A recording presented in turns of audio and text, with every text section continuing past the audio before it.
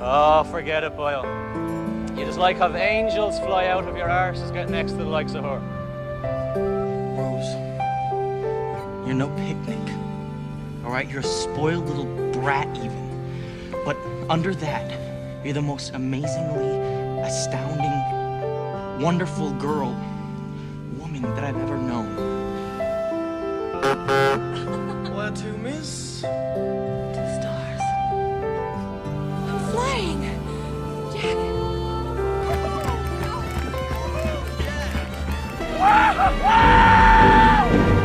Iceberg, right ahead! Time to stop us!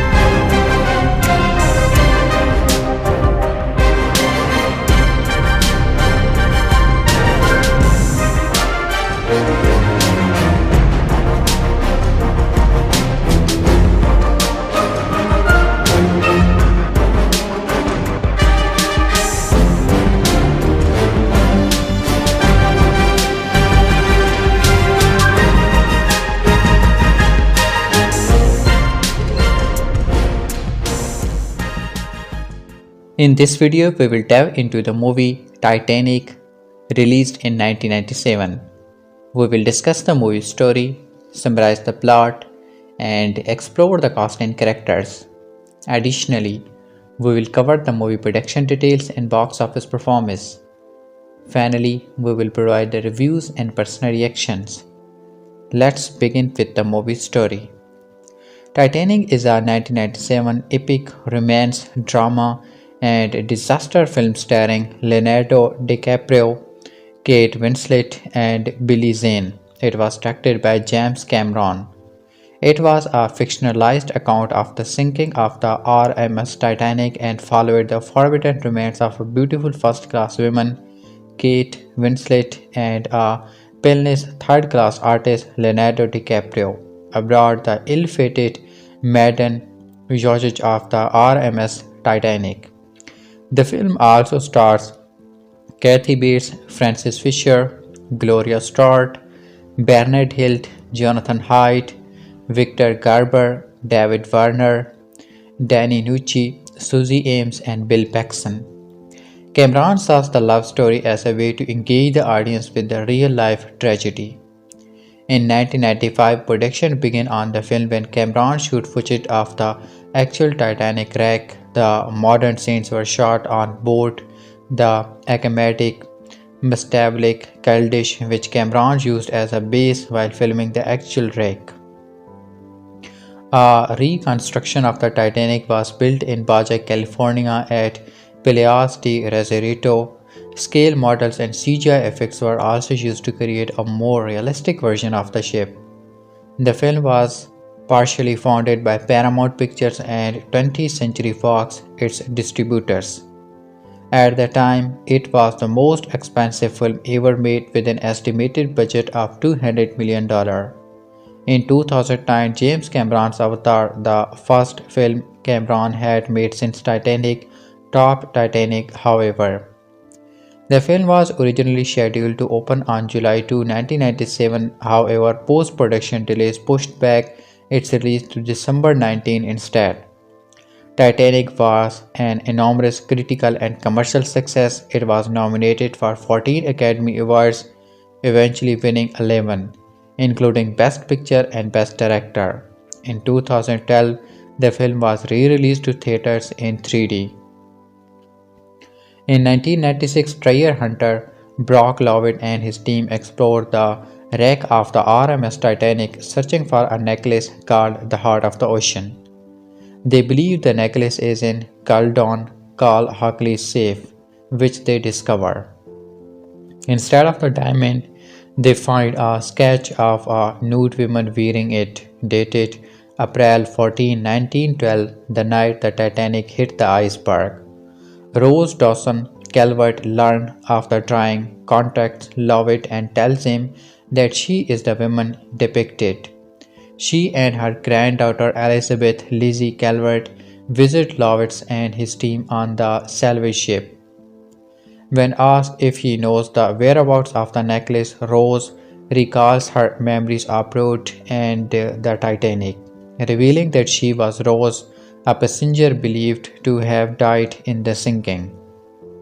In 1912, the upper-class Rose boards the ship in Southampton, England, and her fiancé Carl, the son of a Pittsburgh steel tycoon, and her mother, Ruth DeWitt Bukater. Carl and Ruth stress the importance of Rose's engagement because the marriage will solve the Bukater's financial problems.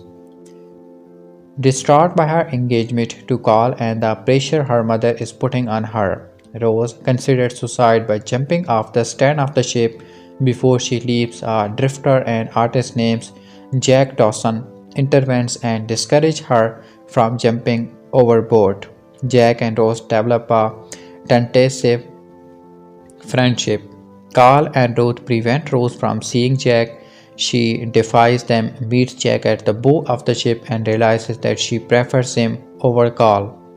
They go to Rose's stateroom and she asks Jack to sketch her wearing nothing but the heart of the ocean and engagement present from Carl. Afterwards, they flee Carl's bodyguard Spicer Lovejoy into the ship's cargo hold, where they make love, and then to the ship's forward well deck. where they observe the ship's collision with an iceberg and overhear the ship's officer, including Edward John Smith and designer Thomas Andrews, discussing its seriousness. Rose tells Jack they should warn her mother and Carl. Carl discovers Jack drawing and a note in his safe along with the necklace, so he has the heart of the ocean slips into Jack's coat pocket, forming him for stealing it.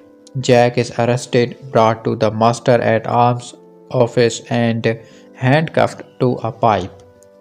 Carl puts the necklace in his coat but later gives the coat and unwittingly the necklace to Rose. Rose runs away from Carl and her mother, who has boarded a lifeboat to break Jack from and asks. Jack and Rose struggle back to the deck where Carl and Jack encourage her to board another lifeboat. Carl, claiming that he has made an arrangement that will allow both men to get off safely. After she boards, Carl double crosses Jack, realizing that she should not leave Jack. Rose reunites with him back on board Titanic. Infuriated, Carl steals a pistol from Lovejoy and pursues them into the floating first-class dining saloon. After using up the ammunition, Carl returns to the boat deck and boards a lifeboat by pretending to look after an abandoned child. As Jack and Rose return to the top deck, the lifeboats have all departed and passengers are falling to their death. The two take refuge on the stand as the ship sinks first until they are pulled into the ocean. Jack finds Rose in the water and leads her to a wall panel. He then helps Rose onto the wall panel, then can only support one person's weight. As he hangs onto the panel, he assures her that she will not die there and will instead die an old woman, warm in her bed. Jack eventually dies from hypothermia. With a rescue boat returned to the side of the sinking, Rose blows a whistle taken from the uniform of a nearby deceased officer and is delivered by the RMS Carpathia to New York, where she lists her name as Rose Dawson. Hidden, she evades Carl for the final time on Carpathia's deck as he is searching for her. Old Rose mentions that Carl eventually committed suicide after losing his fortune in 1929 due to the Wall Street crash and subsequent Great Depression. Her story complete, Rose goes alone to the stern of lowered ships. There she pursues the heart of the ocean and drops it into the ocean. Later, while seemingly asleep in her bed, the photos of her days surround her, a visual chronic that she lived the life she wanted with Jack. The young Rose is then seen reuniting with Jack at the grand staircase of the rejuvenated Titanic, cheered and congratulated by those who perished on the ship. Fictional characters: Leonardo DiCaprio as Jack Dawson. Cameron said he needed the cast to feel as though they were really on the Titanic, relieved its liveliness, and to take that energy and give it to Jack. He is an artist who is able to have his heart show within the film. Jack is portrayed as a penniless, disconsolate man who has toured numerous parts of the world, including Paris. He wins 2 tickets onto the RMS Titanic in a poker game and travels as third-class passenger with his friend Fabrizio. He is attracted to Rose at first sight and meets her when she attempts to throw herself off the stern of the ship. This enables him to mix with the first-class passenger for a night. When casting the role, various established actors including Matthew McConaughey, Chris O'Donnell, Billy Crudup, and Stephen Dorff were considered.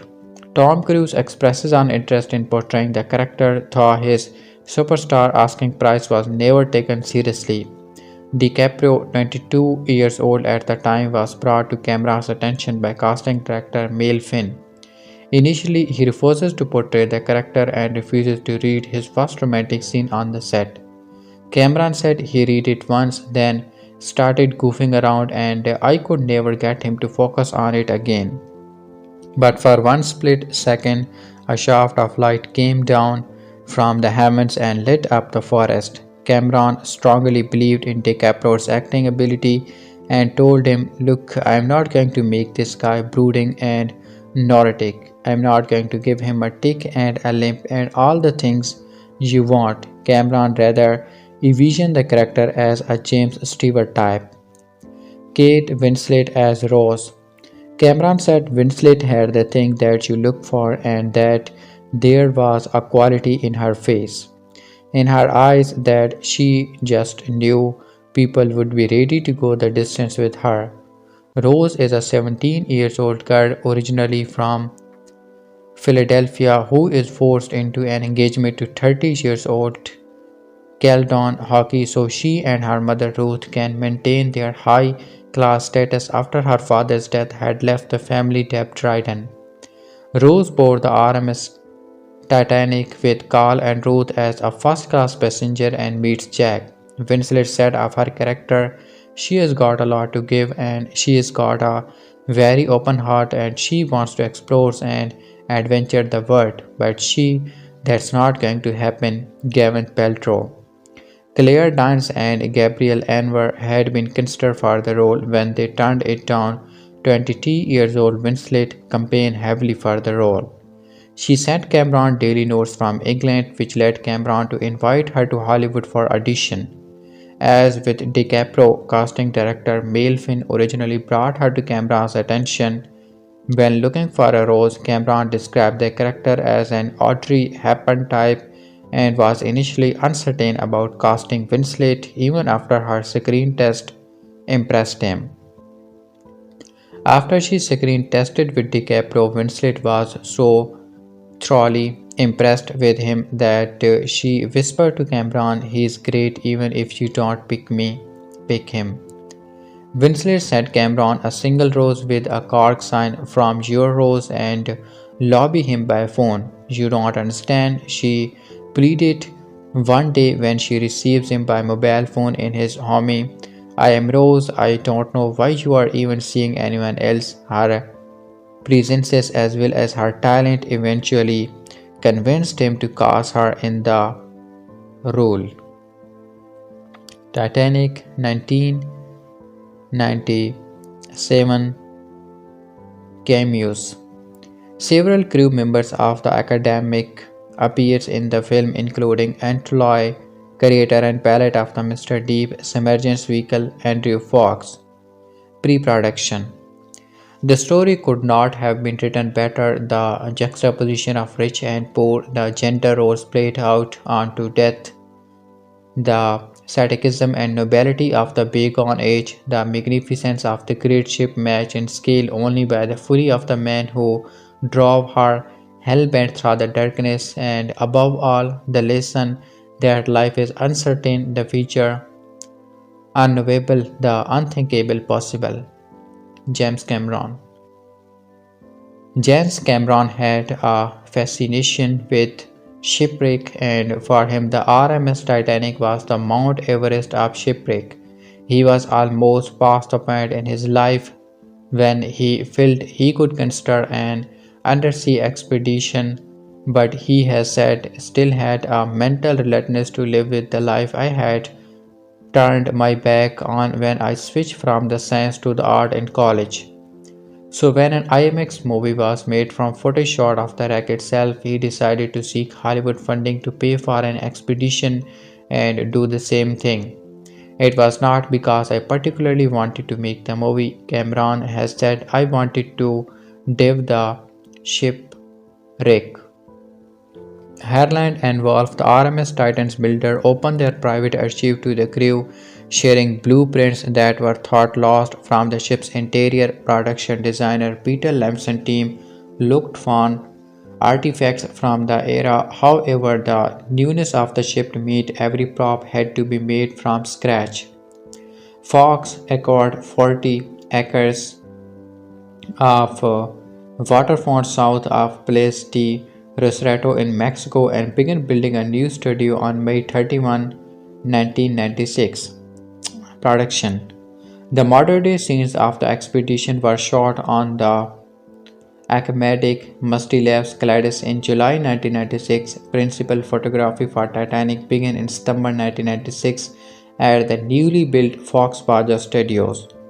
The poop deck was built on a hinge which could rise from 0 to 90 degrees in a few seconds as the ship's stern rose during the sinking. For the safety of the stuntmen, many props were made of foam rubber. By November 15, the boarding scenes were being shot. Cameron chose to build his RMS Titanic on the starboard side as a study of weather data showed prevailing north to south wind which blew the funnel smoke aft. This posed a problem for shooting the ship's departure from Southampton as it was docked on its port side. Any writing on props and costumes had to be reserved, and if someone walked to their right in the script, they had to walk left during shootings. In post-production, the film was flipped to the correct direction. A full-time etiquette coach was hired to instruct the cast on the manners of the upper-class hospitality in 1912. Despite this, several critics picked up on a anachronism in the film, not least involving the two main stars.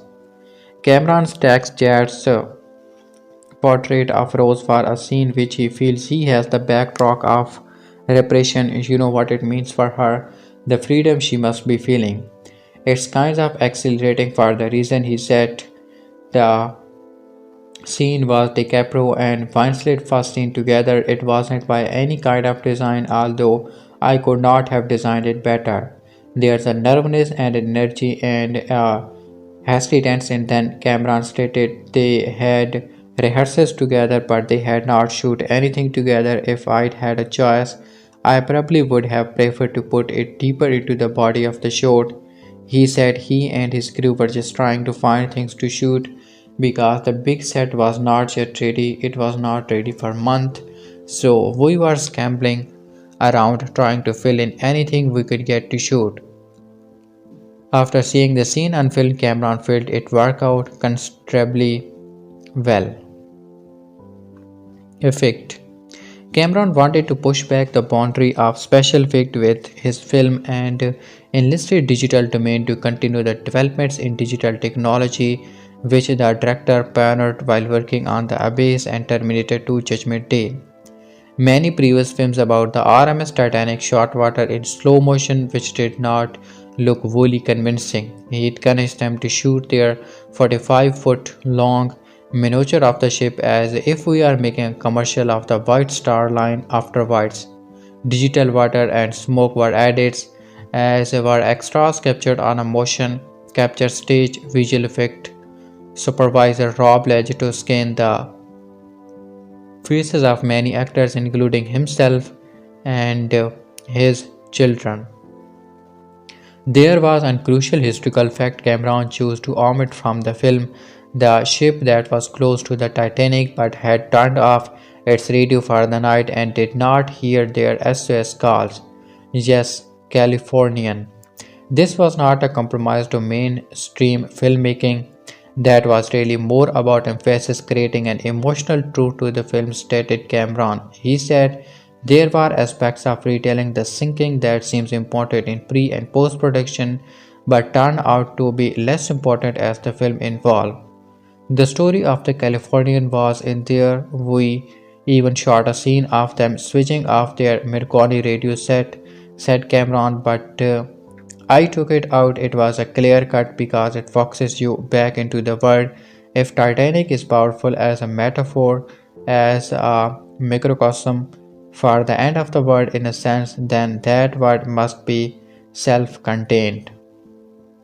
The soundtrack album for Titanic was composed by James Horner for the vocals he had throughout the film, subsequently described by Errol Hitcher of the Wall Street Journal as evocative. Horner chose Norwegian singer Sissel Kyrkjebø, better known as Sissel. Horner knew Sissel from her album Intent Isolation, and he particularly liked how she sang. He had tried 25 or 30 singers before he finally chose Sissel as the voice to create specific mood within the film. Paramount Picture and 20th Century Fox financed Titanic and expected Cameron to complete the film for a release on July 2, 1997. The film was to be released on this date in order to explore the lucrative summer season ticket sales when blockbuster films usually do better. In April, Cameron said the film's special effects were too complicated and that releasing the film for summer would not be possible. With production delays, Paramount pushed back the release date to December 19, 1997. This fueled speculation that the film itself was a disaster. However, a preview screening in Minneapolis on July 14 generated positive reviews, and chatters on the internet was responsible for more favorable word of mouth about the film. This eventually led to more positive media coverage. The film premiered on November 1, 1997 at the Tokyo International Film Festival, where reaction was described as tepid by the New York Times. However, positive reviews stated to appear back in the United States. The official Hollywood premiere occurred on December 14, 1997, where the big movie stars who attended the opening were enthusiastically gushing about the film to the world media. The film received steady audience after opening in North America on Friday, December 1997. By the end of that same week, theaters were beginning to sell out. The film earned $86 on its opening day and $28 million over the opening weekend from theaters average to about $10,710 per venue and ranking number 1 at the box office ahead of the 18 James Bond film. Tomorrow Never Dies by New Year's Day. Titanic had made over $120 million, had increased its popularity and theater continued to sell out. Its biggest single day took place on Saturday, February 14, 1998, making $130 million more than 6 weeks after it debuted in North America.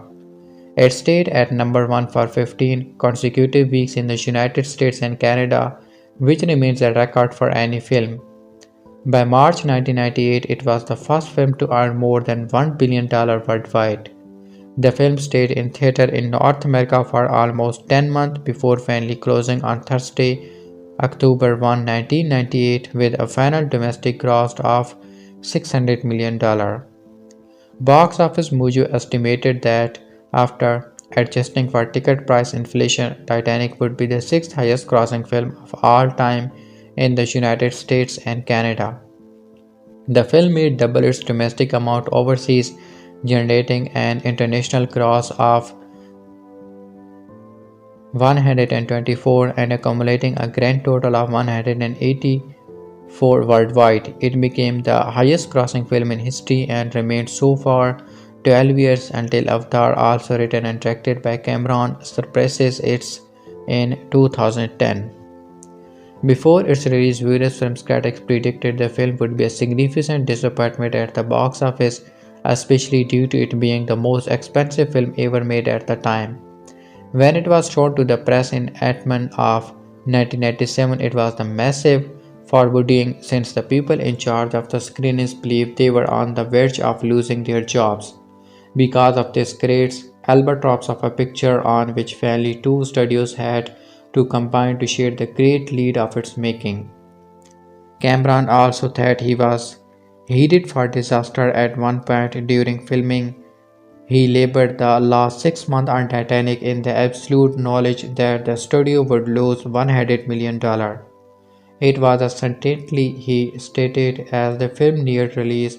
Particular venom was spotted at Cameron for what was seen as his hubris and monumental extravagance.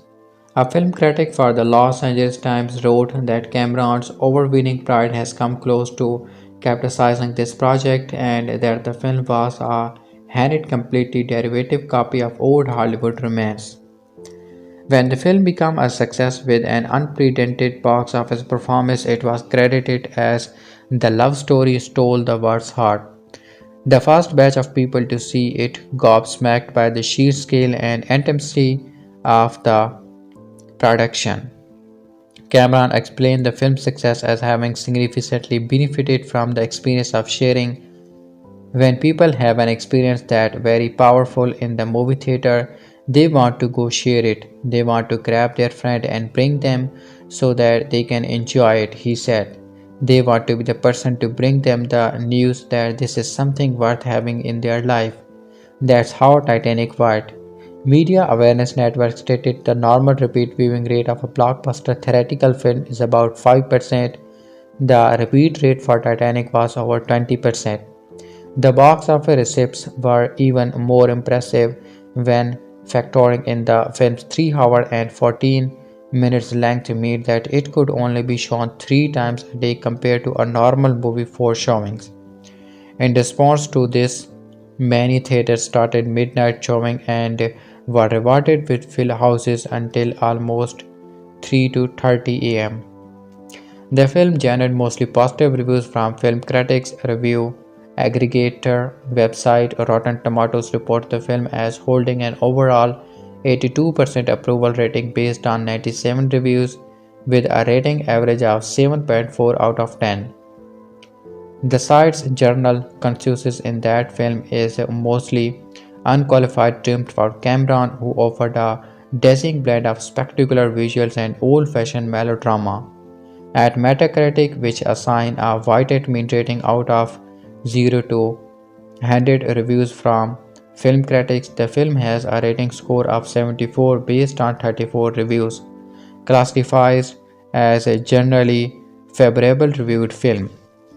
When regarding the film's overall design, Roger Ebert stated it is flawlessly crafted, intelligently constructed, strongly acted, and spellbinding. Movies like this are not merely difficult to make at all, but almost impossible to make well.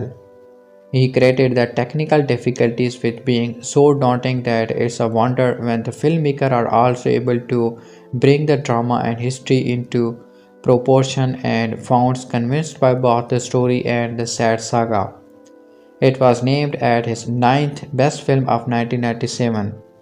On the television program Siskel and Ebert, the film received 2 thumbs up and was praised for its accuracy in recreating the ship's sinking. Ebert describes the film as a glorious Hollywood epic, well crafted and well worth the wait, and Gene Siskel found Leonardo DiCaprio captivating. James Bradley stated malicious in detail yet vast in scope and intent.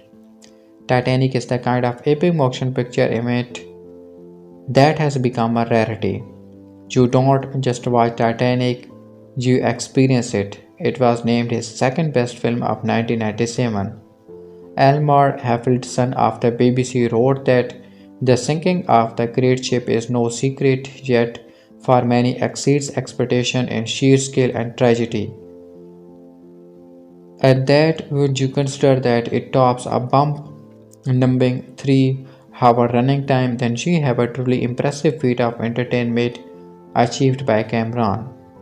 Joseph McBride of Box Office Magazine concluded to describe Titanic as the greatest disaster movie ever made is to sell it short. James Cameron's recreation of the 1912 sinking of the unsinkable liner is one of the most significant pieces of serious popular entertainment ever to animate from Hollywood. The romantic and emotional charge aspect of the film were equally praised. Andrew L. Urban of Urban Sandfield said, "You will walk out of Titanic not talking about budget or running time, but of its enormous emotive power, big as the engine of the ship itself, determined as its giant propeller to gouge into your heart, and as lasting as the love story that propels it." Owen Gelberman of Entertainment Weekly described the film as a lush and terrifying spectacle of romantic doom. Writer-director James Cameron has restaged the defining catastrophe of the early 20th century on the human scale of such purified yearning and terror that the touches of the deepest level of popular movie making. Janet Maslin of the New York Times commented that Cameron's magnificent Titanic is the first spectacle in decades that honestly invites comparison to Gone with the Wind, Deckard Corsill of Time magazine, on the other hand, wrote mostly negative reviews criticizing the lack of interesting emotional elements. Like a great Aaron Finch's on the ocean floor, the Titanic faces still toward the west, entrapped forever on its only voyage. We see it in the opening shots of Titanic, encrusted with the slit of 85 years. A remote-controlled TV camera sneaks its way inside, down corridors and through doorways, showing us staterooms built for millionaires and inherited by crustaceans. Those shots strike precisely the right note. The ship calls from its grave for its story to be told. And if the story is made of showbiz and hype, smoke and mirrors, well, so was the Titanic. She was the largest moving work of man in all history, a character boast, neatly dismissing the pyramids and the Great Wall. There is a shot of her early in the film, weaving majestically beneath the camera from bow to stern, nearly 900 feet long and unsinkable. It was claimed until an iceberg made an irrefutable reply. James Cameron's 194-minute, $200 million film of the tragic voyage is in the tradition of the great Hollywood epics. It is flawlessly crafted, intelligently constructed, strongly acted, and spellbinding if its story stays well within the traditional formula for such picture. Well, you don't choose the most expensive film ever made as your opportunity to reinvent the wheel. We know before the movie begins that certain things must happen. We must see the Titanic sail and sink and be convinced that we are looking at a real ship. There must be a human story, probably a romance involving a few of the passengers. There must be Venice involving some of the rest, and a subplot involving the arrogance and pride of the ship's builders, and perhaps also their courage and dignity. And there must be a reenactment of the ship's terrible death theories. It took 2.5 hours to sink so that everyone abroad had time to know what was happening and to consider their actions. All of those elements are present in Cameron's Titanic, weighted and balanced like blocks so that the film always seems in proportion.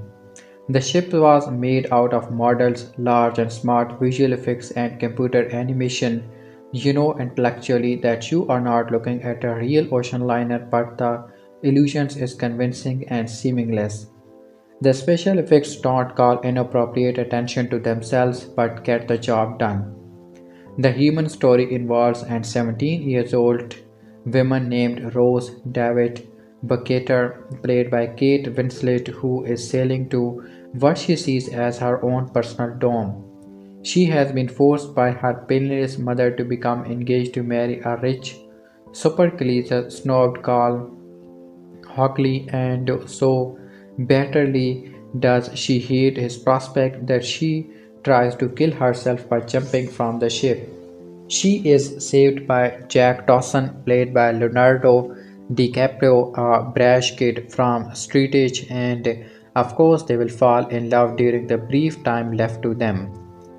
The screenplay tells their story in a way that unabashedly shows off the ship. Jack is invited to join Rose's party at dinner in the first-class dining room, and later, fleeing from Skull Mesremet Lovejoy, they find themselves first in the awesome engine room, the pistons as tall as churches, and then at a rousing Irish dance in the crowded steerage. At one point, Rod gives Lovejoy the finger. Did young ladies do that in 1912? Their exploration is intercut with scenes from the command deck, where the captain consults and Andrews, the ship's designer, and Esme, the Vice Starline's managing directors. Esme wants the ship to break the transatlantic speed records. He is warned that iceberg may have floated into the hazardous northern crossing, but is scornful of danger. The Titanic can easily break the speed record but is too massive to turn quickly at high speed. There is an agonizing sequence that almost seems to play in slow motion as the ships strained and shorten to turn away from an iceberg in its path and fails. We understand exactly what is happening at the moment because of an ingenious story technique by Cameron, who frames and explains the entire voyage in a modern story. The opening shots of the real Titanic, we are told, are obtained during an expedition led by Brock Lovett, an undersea explorer. He seeks precious jewels but finds a drawing of a younger. Meanwhile, an ancient woman sees the drawing on TV and recognizes herself. This is Rose, still alive at 101. She visits Paxton's and shared her memories. I can still smell the fresh paint. And he shows her video scenes from his explorations, including a computer simulation of the Titanic last hour, which double as a briefing for the audience. By the time the ship sinks, we already know what is happening and why, and the story can focus on the character while we effortlessly follow the stages of the Titanic's sinking. Movies like this are not merely difficult to make at all, but almost impossible to make well. The technical difficulties are so daunting that it's a wonder when the filmmakers are also able to bring the drama and history into proportion. I found myself convinced by both the story and the saga. The setup of the love story is fairly routine, but the payoff, how everyone behaves as the ship is sinking, is wonderfully written. As passengers are forced to make impossible choices, even the villain, played by Zane, reveals a human element at a crucial moment. Despite everything, damn it all, he does love the girl.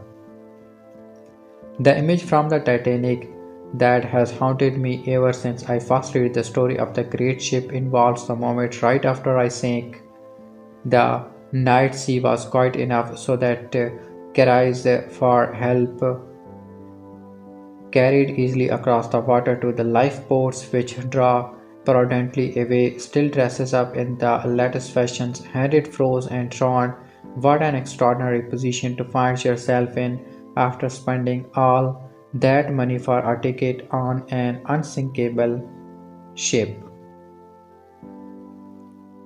Summary of Titanic 1997: James Cameron's epic romance and tragedy. Released in 1997, Titanic, directed by James Cameron, is an epic romance and disaster film that captured the hearts of audiences around the world. Based on the real-life sinking of the RMS Titanic during its maiden voyage in 1912, the film weaves a captivating tale of love, sacrifice, and human resilience in the face of an unimaginable tragedy. With its meticulous attention to historical details, groundbreaking special effects, and heartfelt performances, Titanic became an unprecedented cinematic phenomenon, winning numerous awards and breaking box office records. Over 2 decades after its release, Titanic remains an enduring masterpiece that continues to touch audiences and evoke powerful emotions. The film opened in the present day as a treasure hunter named Brock Lovett searched the wreckage of the RMS Titanic for a valuable necklace known as the Heart of the Ocean. During his exploration, Lovett's team discovers a sketch of a young woman wearing the necklace, which sparked the interest of an elderly woman named Rose Dawson. Claiming to be the woman in the sketch, Rose shared her story of love and tragedy aboard the Titanic. The majority of the film is set in 1912, where a young Rose DeWitt Bukater is traveling aboard the Titanic with her wealthy fiancé Carl Hockley and her controlling mother Ruth. Rose's life is devoid of happiness until she meets Jack Dawson, a penniless artist who won a ticket to the Titanic in a poker game. As Rose and Jack fall deeply in love, their passionate romance blossoms amid the opulence and grandeur of the ill-fated ship. However, their love faces numerous obstacles, including the disapproval of Ree's mother and the class distinctions that divide passengers on the ship as the Titanic collides with an iceberg and faces impending doom. Jack and Rose must fight against all odds to survive and preserve their love in the face of a catastrophic tragedy. Theme of love and sacrifice. At the heart of the Titanic lies the theme of love and sacrifice. The relationship between Rose and Jack transcends social class and scattered expectations, highlighting the transformative power of love in even the most challenging circumstances. Their love story serves as a reminder that genuine connections and empathy can overcome barriers and enrich the lives of those involved. Throughout the film, numerous acts of sacrifice are depicted, both big and small. From Jack giving up his lifeboat seat to stay with Ross to the brave action of the ship's crew and passengers during the sinking. Titanic showcases the innate resilience and compassion of humanity in times of crisis, authenticity, and historical accuracy. James Cameron's dedication to historical accuracy and attention to details in Titanic contribute to the film's authenticity, from the meticulous reconstruction of the ship's interior to the portrayal of real-life passengers and events. The film offers a window into the world of the early 20th century. The care taken to recreate the tragedy with respect to historical facts and the bravery of the individuals involved adds depth and gravitas to the narrative. Performances and character development. The performances in Titanic are nothing short of extraordinary, with Kate Winslet and Leonardo DiCaprio delivering exceptional portrayals of Rose and Jack. Winslet's performance captures the complexity of Rose's character as she evolves from a repressed young woman to a determined and courageous individual following her heart desire. DiCaprio's portrayals of Jack Dawson exudes charm, passion, and an innate joy to world that resonate with audience. Supporting actors including Billy Zane as the jealous and possessive Carl Hockley, Frances Fisher as the domineering Ruth David Bukater, and Kitty Bates as the nonsense Molly Brown, and layers of depth and complexity to the ensemble cast.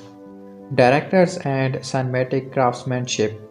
James Cameron's directions in Titanic showcases his mystery of filmmaking on a grand scale. The seamless integration of historical drama with romance and disaster is a testament to his storytelling abilities. Cameron's decision to incorporate both fictional character and real-life events bring a sense of versatility to the narrative, allowing viewers to experience the grandeur and tragedy of the Titanic maiden voyage. The film's use of practical sets and groundbreaking special effects, particularly during the sinking sequence, earned it widespread acclaim and several Academy Awards for technical achievement. The depiction of the ship's tragic descent into the icy waters of the North Atlantic remains hauntingly realistic and visually stunning. The musical score composed by James Horner is an integral component of Titanic, adding emotional depth and resonance to the film. The hauntingly beautiful melody of My Heart Will Go On, performed by Celine Dion, became an instant classic and an inseparable from the film's emotional impact. The score's evocative theme and soaring melodies elevate the film's romantic moments while underscoring the impending tragedy. Upon its release, Titanic became a cultural phenomenon, surpassing all expectation and becoming the highest-grossing film of its time. It garnered 14 Academy Award nominations and won 11, including Best Picture and Best Director from James Cameron. Titanic left an incredible, timeless cinematic triumph that blends epic romance, historical drama, and disaster into an emotional, resonant masterpiece. James Cameron's visionary direction, coupled with extraordinary performance from the cast, creates an immersive and unforgettable experience. The film's exploration of love, sacrifice, and human resilience is the face of tragedy resonate with audience on a profound level, making Titanic a film that continues to evoke powerful emotions more than 2 decades after its release. As the shipwreck of the RMS Titanic serves as the poignant metaphor for the fleeting nature of life and love, Titanic stands as a reminder of the enduring power of human connection and the ability of cinema to touch the hearts of the millions. Titanic cast and character guides. The Titanic cast includes several Oscar winners and many other accomplished actors. The dramatic acting complements director James Cameron's technical brilliance to make Titanic one of the most successful movies ever. The period dramatic drama fictionalized the sinking of the titular ship in 1912 and the events preceding the disaster. The 11-time Oscar winner also explores class difference and capitalistic greed. Apart from the central romance between Rose and Jake, the iconic protagonist made both Kate Winslet and Leonardo DiCaprio household names, paving the way for them to appear in many more acclaimed blockbusters. As for the rest of the SAG Award nominated assembles, the 1997 movies boast equally talented acting veterans who shine in their parts even with limited screen time given the movie's massive box office success. Titanic proved to be a career high for all of its cast members. Titanic was the highest grossing film of all time until 2010, and the cast and characters continue to dominate popular culture thanks to the numerous theatrical re-releases Cameron has pushed for. Here is a guide to the Titanic cast, which characters they play and what else they are known for before and since. Kate Winslet as Rose DeWitt Bukater. Character: Rose is a 17 years old from Philadelphia who is being forced into marrying a 30 years old aristocrat so that her mother can maintain their high class status. Ever since Rose's father died, her family has been ridden with debt, but for the dreamy adventure seeking heroine, this marriage is not the solution. Her appreciation for art and adventure-seeking spirit eventually lead to her meeting her lover Jack, partially based on the real-life artist Beatrice Wood. TV shows and movies are Sense and Sensibility 1995, Brenna Dashwood, Eternal Sunshine of the Spotless Mind 2004, Clementine, Little Children 2006, Sarah Pires, The Reader 2008, Hannah Sockmates, Mayor of Easttown 2021, Mayor Shaheen. Rose is played by Kate Winslet, who earned a Best Actress Oscar nomination for her Titanic performance. Winslet is a multi-time award nominee, earning different 7 Oscar nominations while winning once for her role in The Reader. Winslet is a multi-time award nominee, earning 7 different Oscar nominations while winning once for her role in The Reader. She was also nominated for Sense and Sensibility, Irish, Eternal Sunshine of the Spotless Mind, Little Children, and Steve Jobs. The actress has also seen success on TV with Emmy wins for Mildred Pierce and Mayor of Easttown. Leonardo DiCaprio as Jack Dawson. Also leading the Titanic cast and Leonardo DiCaprio as Jack, he is a poor orphan from Wisconsin, but his loverly nature encourages him to travel all over the world. Despite his financial difficulties, he is a gifted artist, as is evident from his sketch of Rose aboard the Titanic. When he and Rose fall in love, their social difference poses a challenge, yet in a truly Shakespearean manner, they continue falling for each other. The Aviator, his other TV shows and movies, the character is Howard Hughes. The Wolf of Wall Street 2013 as Jordan Belfort. The Revenant 2015 as Hugh Glass. Inception 2010 as Tom Cobb. Once Upon a Time in Hollywood 2019 as Rick Dalton. Leonardo DiCaprio got started as a child actor and his breakout came in What's Eating Gilbert Grape, in which the actor earned his first Oscar nomination at the age of 20. His stardom receives a major boost with Titanic, which he followed up with several acclaimed performances. In all, DiCaprio has a total of 7 Oscar nominations, winning of The Revenant. He was also nominated for The Aviator, Blood Diamond, The Wolf of Wall Street, and Once Upon a Time in Hollywood. Billy Zane as Kelton Hockley. Kelton Cole Hockley is a 13 years old socialite and an heir of the Pittsburgh Steel Empire who is intent on marrying Rose despite her disinterest. His antagonistic tendencies came out from her extremely possessive nature over Rose and how he looks down upon was not as rich as him. Originally, Matthew McConaughey was to join the Titanic cast as Carl, but the role eventually went to Billy Zane. Yes, Titanic 2 exists. It is supposed to be a sequel.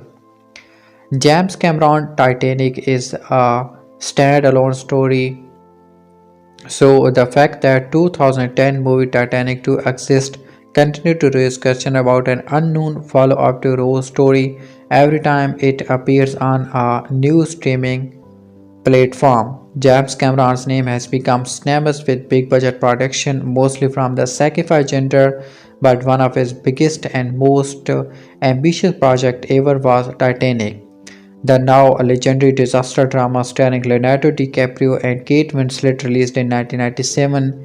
There's never been a sequel to James Cameron Titanic, which means there was no shortage of confusion when the 2010 movie Titanic 2 entered circulation. Based on the real-life tragedy of the RMS Titanic in 1912, Cameron's Titanic tells a fictional story led by fictional characters. Sadly, Rose and Jack's story ends in tragedy as Jack becomes one of the many victims of the sinking of the Titanic, while Rose is eventually rescued. Titanic tells a complete story and gives its main characters proper closure, even showing them reuniting in the afterlife with the rest of the passengers that died when the ship sank. So there were not any loose ends that could make way for a sequel. While the movie Titanic 2 exists, it is not linked to Cameron or a sequel to Titanic. What is Titanic 2 about? Titanic 2 is also a disaster drama movie released in 2010 and directed by Shane Van Dyke. Set in April 2012, 100 years after the tragedy of the RMS Titanic, a similar-looking luxury cruise liner named RMS Titanic 2 is christened and embarks on its maiden voyage using the same real-life route as the Titanic but in reverse, from New York City to Southampton. The main characters in Titanic 2 are the ship designer Hayden Welsh and nurse Amy Main, and the reasons why Titanic 2 sinks and burns and is pretty much destroyed even worse than the original ship is all due to global warming, as an iceberg ran into the ship as a result of tsunami. By the end of Titanic 2, Hayden sacrificed himself to save Amy, who is rescued by her father, United States Coast Guard Captain James Manning, along with other injured passengers. Unsurprisingly, Titanic 2 was released direct to TV in Australia, premiere and Safi in the UK and Ireland, and was released in theatre in the US like James Cameron's original Titanic, but receives negative reviews. Though the performance of the main cast receives praise. It's a relatively light-hearted disaster movie that tried to do a lot with a limited budget, like most direct-to-TV feature film, and while it has a lot of heart, Titanic 2 is not a sequel to James Cameron's 1997 movie, even spiritually, and it doesn't try to be. Why James Cameron Titanic never got a sequel? Titanic 2 is not a sequel to James Cameron's Titanic, and many wonder why he never made a Titanic 2 of his own that directly follows on from his 1997 hit. On the surface, it seemed obvious that Titanic would not get a follow up. The movie depicts a historical event after all, and the titular ship sank at the end of Titanic. Jack dies, and the narrative is wrapped up neatly by the Titanic ending.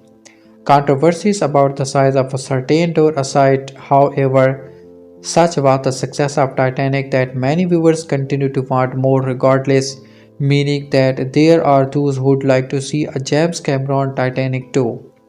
James Cameron has never publicly stated why there's no Titanic sequel. This is likely because the answer seems self-explanatory from the aforementioned reason. The budget would also be a serious factor as Titanic is renowned for being one of the most expensive movies ever made, with practical effects and sets that took an inordinate amount of time and efforts to put together. As for why there's never been a sequel to Titanic that follows Rose's life after having Jack at the bottom of the Atlantic Ocean, there's likely too little demand for Paramount or 20th century to option the idea of it were put forward. This is in some ways a shame because the life of Patrice Wood, the real Rose from Titanic, was incredibly fascinating. In terms of material to put together a biopic, there's more than enough to produce an engaging sequel to Titanic or a spin off around her life. However, while Titanic has an enduring legacy thanks to the story of Rose and Jack being an incredible romance story, it's primarily known because it is at its core a disaster movie. A Titanic 2 without the Titanic would not have anywhere near the blockbuster potential as a fictionalized biopic or drama based focused on Rose that draw from Patrick Wood's post-Titanic life story. The other options that often been touted for Titanic 2 is of course a movie that happened at the same time as Titanic but focuses on different passengers or crew on the ship. Rose and Jack were only two among several thousand. After all, one of the key reasons the real sinking of the Titanic in 1912 is still so widely studied to this day. While this obviously could work, a Titanic sequel that showed the sinking of the ship again from a different angle would not have anywhere near the same impact.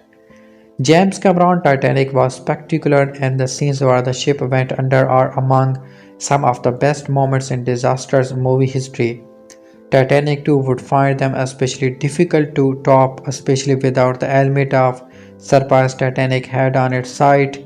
When audience saw moments like Caledon Hockley being crushed by a collapsing funnel for the first time, it's easy to see why this would forever make Titanic 2 an impossibility in James Cameron's mind. James Cameron Titanic should never get a sequel. The idea of a movie as successful as Titanic clearly not needing a sequel might seem almost strange in the 2020s when studios appear all too eager to spin out every box office or streaming win into a franchise with multiple follow-ups, spin-offs and tie-in TV shows. However, there's almost nobody out there clamoring for a Titanic sequel, and the consensus that there's no Titanic 2 needed in near universal. Pandora's box office already had been open for viewers when it comes to visual that almost deafy belief when it comes to the sinking of the HMS Titanic, and a sequel to the 1997 movie would find it more or less impossible to tap into the same level of emotional response from viewers. This is evident for several reasons beyond it simply being a story about a sinking ship, which once said ship has sunk. It's difficult to extend the narrative of. Titanic disaster movie moments are speak cinematic spectacle. They are their most jaw-dropping on the first viewing. Many sequences in Titanic, such as when the first funnel failed and crushed dozens of passengers, cannot be matched when it comes to the impact they had on viewers when witnesses for the first time. The chances that Titanic 2 would be able to top these moments are slim to None. Pandora box office already been open for viewers when it comes to visual that almost defy belief when it comes to the sinking of the HMS Titanic, and a sequel to the 1997 movie would find it more or less impossible to tap into the same level of emotional response from viewers. The chances that Titanic 2 would be able to top these moments are slim to none. Pandora's box office already been open for viewers when it comes to visuals that almost defy belief when it comes to the sinking of the HMS Titanic, and a sequel to the 1997 movie would find it more or less impossible to tap into the same level of emotional response from viewers. Titanic. What happened to the real Rose? Beatrice Wood. Based on a real life tragedy, many wonder if there is a real Rose DeWitt Bukater from the Titanic or if it was functional.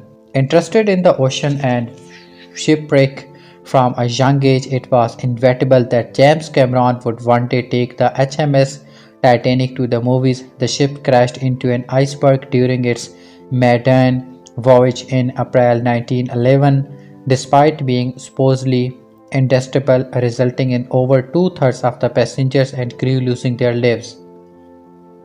Cameron took elements of real life for his record-breaking movie, but the real Rose from Titanic question is complicated. Rose was inspired by Beatrice Wood. He came from a wealthy traditional family of American heritage and held a passionate interest in art, where Rose's artistic endeavors were based around collecting paintings and modeling for Jack. Beatrice was an artist herself, specializing in abstracts avant-garde that also incorporated acting and ceramics. Just as Rose and Jack share a deep appreciation of Monet in Titanic, Wood was a huge fan of the Impressionist. Cameron claimed that Wood influenced the older Rose Dawson in Titanic, played by Gloria Stott. How Titanic Rose was inspired by Beatrice Wood. Wood and Rose could both be described as progressive characters. Beatrice Wood's art was controversial and shocking for her era, and even in her later years, Wood has personified as a rebellious spirit, mentoring how Rose grew out from under the shadow of a conservative upbringing and become a more independent person. Rose viewed, or at least learned to view, those of lower social standing are equal and expresses concern about the underneath of life force on board. As Rose's story is Titanic continued and pushed back on the customs of the time as well, and didn't enjoy being compromised or restricted simply because she was a woman. Compared to her despicable mother, Rose was a much more forward-thinking woman. What Titanic changed about the real Rose from Titanic? For all of their similarities, however, there are also stark differences between Beatrice Wood and Rose, primarily the fact that Wood was never actually on the Titanic. She did travel abroad in Europe and all over North America, though. Likewise, Beatrice Wood was a perpetual artist, teaching herself of anything from painting to acting to poetry to novel writing. Versus Rose comes across as someone more interested in art than fully committed to making it herself for a living. Finally, there's also the obvious addition of Jack and Rose's love story to Titanic. While Beatrice would love different men throughout her life, many of whom broke her heart, none of the figures from her life quite line up with DiCaprio's Titanic character and his tragic passing. Rose from Titanic is not a like-from-like interpretation of Beatrice Wood, but there are enough interesting parallels in their histories and personalities to highlight her influences on Kate Winslet's character. The most prominent common thread between Rose and Beatrice is a furiously free-spirited nature. Even before making Jack, Rose desired to break free and experience an adventurous life of art, culture, and exploration is clear. Beatrice Wood did exactly that during her 105 years and arguably lived the exact kind of life Rose would have wanted after losing Jack. Titanic put a spotlight on Wood, and learning about her life shows that the real artist had a personality bigger than the doomed Olympic class ocean liner itself. The Titanic was not that important to the real Rose when she died. Despite inspiring Titanic, Rose Beatricewood was not interested in talking much more about the subject before her death at the age of 105. A year before her passing, Wood sat down for a rare interview via First Post, but was more interested in talking about her time in India and her involvement in various artist teams than that ill-fated voyage. Would even claim she never watched James Cameron movie despite him delivering a copy personally to her, saying she was too late in life to be sad. Beatrice's romantic life was not quite as dramatic as that of Rose story from Titanic, but it was certainly interesting as she claims, I never married the man I loved. I never loved the man I married. However, Wood did experience something close to Rose and Jack's fairy star crossed relationship after falling in love with an Indian scientist only to be kept separate by their vastly different cultures. In the end, despite the fiction, it is easy to see how Wood inspired Rose's ultimate journey in Titanic as she said, I left home, a luxurious home with $15 to be free, and I went through a few years understanding the word poverty, but I was free, and freedom means a great deal to me. Who was Beatricewood? The real Rose from Titanic, Beatricewood led a fascinating life that features more than a few similarities to Rose. Like Rose, Beatrice was born into a privileged family which she rejected as a young adult, leaving her home and pursuing a more independent life. This led to her embracing her passion for art and eventually sharing a romance with Cubist painter Marcel Duchamp. She is also credited with partially inspiring Henri Parel-Roche to write the novel Jules et Jim, which was later made into the influential French New Wave movie by Francois Truffaut. According to Titanic James Cameron illustrated screenplay, Cameron was gifted Wood's biography while writing the script and saw similarities between his character of Rose and the real-life Beatrice. Cameron said Beatrice was proof that the attributes of Rose's character that I thought might have been perceived as far-fetched were not. While the character of Rose was already formed in his head to some definitions, it is amazing that Cameron found a real-life Titanic survivor who resembled her so closely. Cameron even admitted that Wood's humor helped to inform how older Rose would be played in Titanic. Why Titanic changed so much of Beatrice Wood's story? It is hard to deny that Beatrice Wood's life was truly cinematic one and a story that would make for a fascinating movie. However, it is not hard to see why James Cameron only used her story as inspiration for Titanic rather than shape the movie around the real Wood.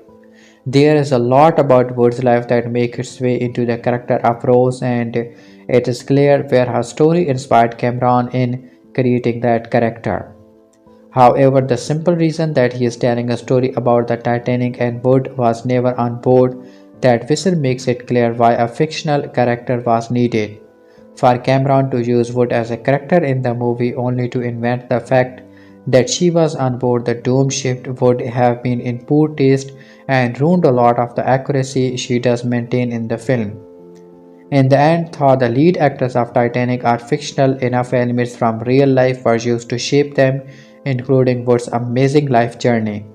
It could be that Wood's story is properly adapted into a movie someday, but in the meantime, Titanic serves as a lovely and inspiring add to this incredibly woman's life, even with all of the changes in place. Titanic true story. How much of the movie is real? The Titanic real story adaptation made for one of the most impressive cinematic achievements that viewers constantly revisit. James Cameron becomes a widely known and respected name in the film industry thanks to the Terminator franchise, but he drew a lot more attention in 1997 with Titanic, a romantic disaster movie based on the accounts of the sinking of the RMS Titanic in 1912. It was his most ambitious project up to that point. Titanic tells the story of Rose DeWitt Bukater, played by Kate Winslet, and Jack Dawson, played by Leonardo DiCaprio, two passengers from different social classes who fall in love. Titanic was a big success with both critics and viewers, becoming the highest grossing movie ever at the time. It was praised for its visuals and performances, though some criticized Rose and Jack's love story. Still, Titanic has a special place in the hearts of many and continues to be one of Cameron's best works. Although Titanic is ultimately based on a true story and even added some real life character, not everything in the movie actually happened. James Cameron had to either change, add, or embellish some details to fit the story he wanted to tell. The real life inspiration behind Rose. The real story of Titanic did not include the exact characters of Jack Dawson and Rose DeWitt, but there was some truth behind the characters. They were inspired to an extent by some real life people. Thoreau's inspiration has no connection to the actual Titanic. As revealed by Cameron, artist Patrice Wood was the inspiration behind Rose. Cameron read her autobiography during Titanic's development. Wood was a painter, sculptor, writer, and actress from a family of wealthy socialites. As she was reading Wood's book, Cameron said that he realized it describes almost literally the character of old Rose. The movie's Rose is only a reflection of Patrice combined with many fictional elements. There is no Rose in Titanic's true story. As for Titanic's Jack, he was not inspired by anyone, but his name is similar to that of a man who was on board the Titanic. A man who signed as J. Dawson was on the Titanic, but the J stood for Joseph, and he was born in Dublin. He was part of the ship's crew working as a coal trimmer. Cameron didn't know a real life Joseph Dawson existed until the script was finished. So the two Dawsons were a coincidence. Joseph Dawson's grave receives many visitors after Titanic was released. They left ceremony stubs and picture of Leonardo DiCaprio as they believe it was the resting place of Jack Dawson. The real Molly Brown. Kathy Batts' unforgettable character Molly Brown was one of the few relevant characters in Titanic based on real-life people who were actually on board. Margaret Brown was an American socialite and philanthropic, but was not born into a wealthy family. Margaret married James Joseph J.J. Brown, who was not a rich man either. Still, the family acquired great wealth with his mining engineering efforts turned out to be instrumental in producing a substantial ore seam. Margaret and Brown separated in 1909 but continued to care for each other. The agreement gave her a cash settlement and monthly allowance that made it possible to continue her travels and social work. When the real Titanic hit the iceberg and began to sink, Margaret helped other passengers board lifeboats and had to be persuaded to leave the ship. In lifeboat number 6, once there, she argued that the lifeboat go back to save more people, but the crewmen opposed it. Margaret threatened to throw the crewmen on board. The sources vary whether they returned and if they found anyone alive. Molly's roles in Titanic history only grew after the disaster. Once aboard the RMS Carpathia, the ship that rescued the Titanic survivors, Margaret coordinated with other first-class passengers to help survivors from the lower classes.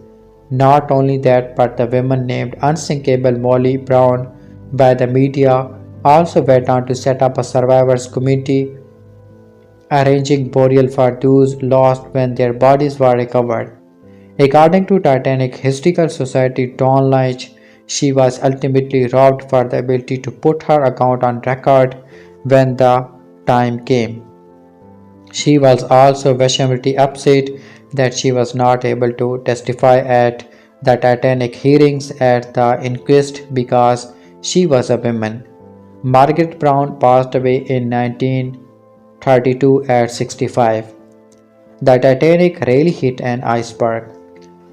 The sinking of the Titanic after hitting an iceberg is unquestionably a true story. April 14, 1912 at 11:40 p.m. ship's time, the crew spotted an iceberg and alerted the bridge. First officers William Marbot ordered the ship to be steered around the iceberg and the engines to be stopped, but there was not enough time. The ship's starboard side hit the iceberg. The hit created a series of holes below the waterline, and though the hull was not punctured, it was dented and allowed water to seep in. According to survivors as depicted in the movie, pieces of the iceberg landed on the promenade deck. Titanic real crew was not prepared for an emergency of this magnitude, as ships were seen as unsinkable. Then the Titanic only had enough lifeboats to carry half the passengers. The crew did not know how to properly carry out an evacuation and launched many lifeboats half full with third-class passengers left behind, causing many of them to become trapped below decks as the ship filled with water. A little over 2.5 hours after the Titanic hit the iceberg, the deck dipped underwater and water poured in through open hatches and grates. As its unspotted stern rose, the ship broke into two pieces. The real Titanic sank at 2:20 a.m. Most of the remaining passengers and crew were immersed in freezing water, dying within 15 to 30 minutes. As seen in the movie, the lights continued to burn until just before the ship went under, and recalled by a survivor, a series of traffic explosion occurs, probably from the boilers. The wreckage of the Titanic was found on September 1, 1985 during an expedition led by Jean-Louis Michel and Robert Ballard, who discovered that the ship had in fact split apart. It was long-lived and sunk in one piece. Titanic covered the ship sinking in a way that was very true to life. The band continues playing. One of the most memorable moments from the Titanic true story made it into the movie as the string quartet played as the ship began to sink. In real life, the Titanic's band did continue to play, but it's unclear which was the last song they played. Survivors reported the band played Alexander's Ragtime Band and In the Shadows, and newspapers shared the final songs was Nearer My God to Thee, while survivors said it was song the Autumn. Cameron's movie chose to go with the somber Nearer My God to Thee. The elderly couple. An unforgettable and heartbreaking moment in Titanic sees an elderly first-class couple who stayed on the ship and embraced in beds at their room filled with water. This was also based on fact, as the couple was Massey owner Isidore Strauss and his wife Ada. They were offered a place on lifeboat number 8, but Isidore chose to stay on board as long as there were women on board. Ada refuses to leave her husband. According to witnesses, Ada told him, "We have lived together for many years. Where you go, I go." They were last seen sitting on deck, which witnesses describe as the most remarkable exhibition of love and devotion. Only Isadore's body was discovered, and more of their story was seen in the Titanic deleted scenes. Passengers were rescued from the water. As seen in Titanic, the true story of 2 of the 16 lifeboats returned to pick up survivors from the water, but the shock and more were too much for some and they died on the boats. The boats that returned were Lifeboat 4, led by Quartermaster Parkes, who reportedly pulled 5 people from the water, of which only 3 survived, and Lifeboat 14, headed by 5th Officer Hannah Lewis, played by Ian Gurfoot in Titanic, who was the help of a working crew of 6 men, picked up 4 people from the water. The Carpathia rescued the survivor. At around 4 am on April 15, the real Titanic survivors were rescued by the Carpathia, and the bodies of those who died on the lifeboats overnight were left on the boats and recovered sometime later. Carpathia was bound for Fiume, Austria-Hungary, now Croatia, still as it had neither the stores nor medical facilities to look after the Titanic survivor. It changed its course and returned to New York so that the survivors could be properly looked after. Many of the Titanic survivors lived for many more years while others succumbed to shock and other problems and died weeks after the disaster. After the disaster, Margaret Brown presented an award to the captain of the Carpathia for his role in saving the survivors. Was there space for Jack on the door? Titanic's two-story found many of the passengers that went into the water attempting to stay afloat on whatever they could find, which is what Jack and Rose attempted to do as well. The infamous door scene is definitely one of the saddest in Titanic and in turn raised a lot of questions. The most famous and hotly debated aspect of the movie is whether Jack could have fit on the door with Rose. Based on the size of the makeshift raft, Jack could have gotten on without the door sinking. However, it is more complicated than that. The real question is whether either of them could have still survived if they were. The longer answer, however, is more complicated than simply whether Jack and Rose could both fit on the door. The real question is whether either of them could still have survived if they were. An episode of Mythbusters recreated the scene in order to test the theory that Jack could have survived, and while the series found that he could, further experimentation was done with James Cameron himself supervising. Cameron has been asked repeatedly in interviews as to why Rose and Jack didn't share the door, and he decided to find an answer to the question 25 years after the movie hit theater. In the National Geographic serial special Titanic 25 years later with James Cameron, Santos and Cameron worked out multiple scenarios involving Jack, Rose, the door, and the freezing ocean water. While the experiments demonstrated that both of them could have been on the door, they also demonstrated that their vital organ had to be above the water line to prevent them from succumbing to hypothermia or shock. The conclusion was that Jack and Rose, if both on the door, might have survived the 30 minutes together for a lifeboat to get there, but other variables in play could have changed the outcome at any time. Cameron also pointed out in the special that what really mattered is that Jack wanted to guarantee Rose's survival. His decisions not to hop up on the door with her is to make sure she was out of the water and able to rest after a strenuous fight to survive the sinking Titanic. Cameron said, "I think his thought process was, I'm not going to do one thing to jeopardize her, and that's 100% in character." Despite whether Jack could have lived in real life, Cameron stuck adamantly to his choice for years, wishing that the whole debate would go away. In an interview, Cameron told BBC Radio that could Romeo have been smart and not taken the poison? Yes.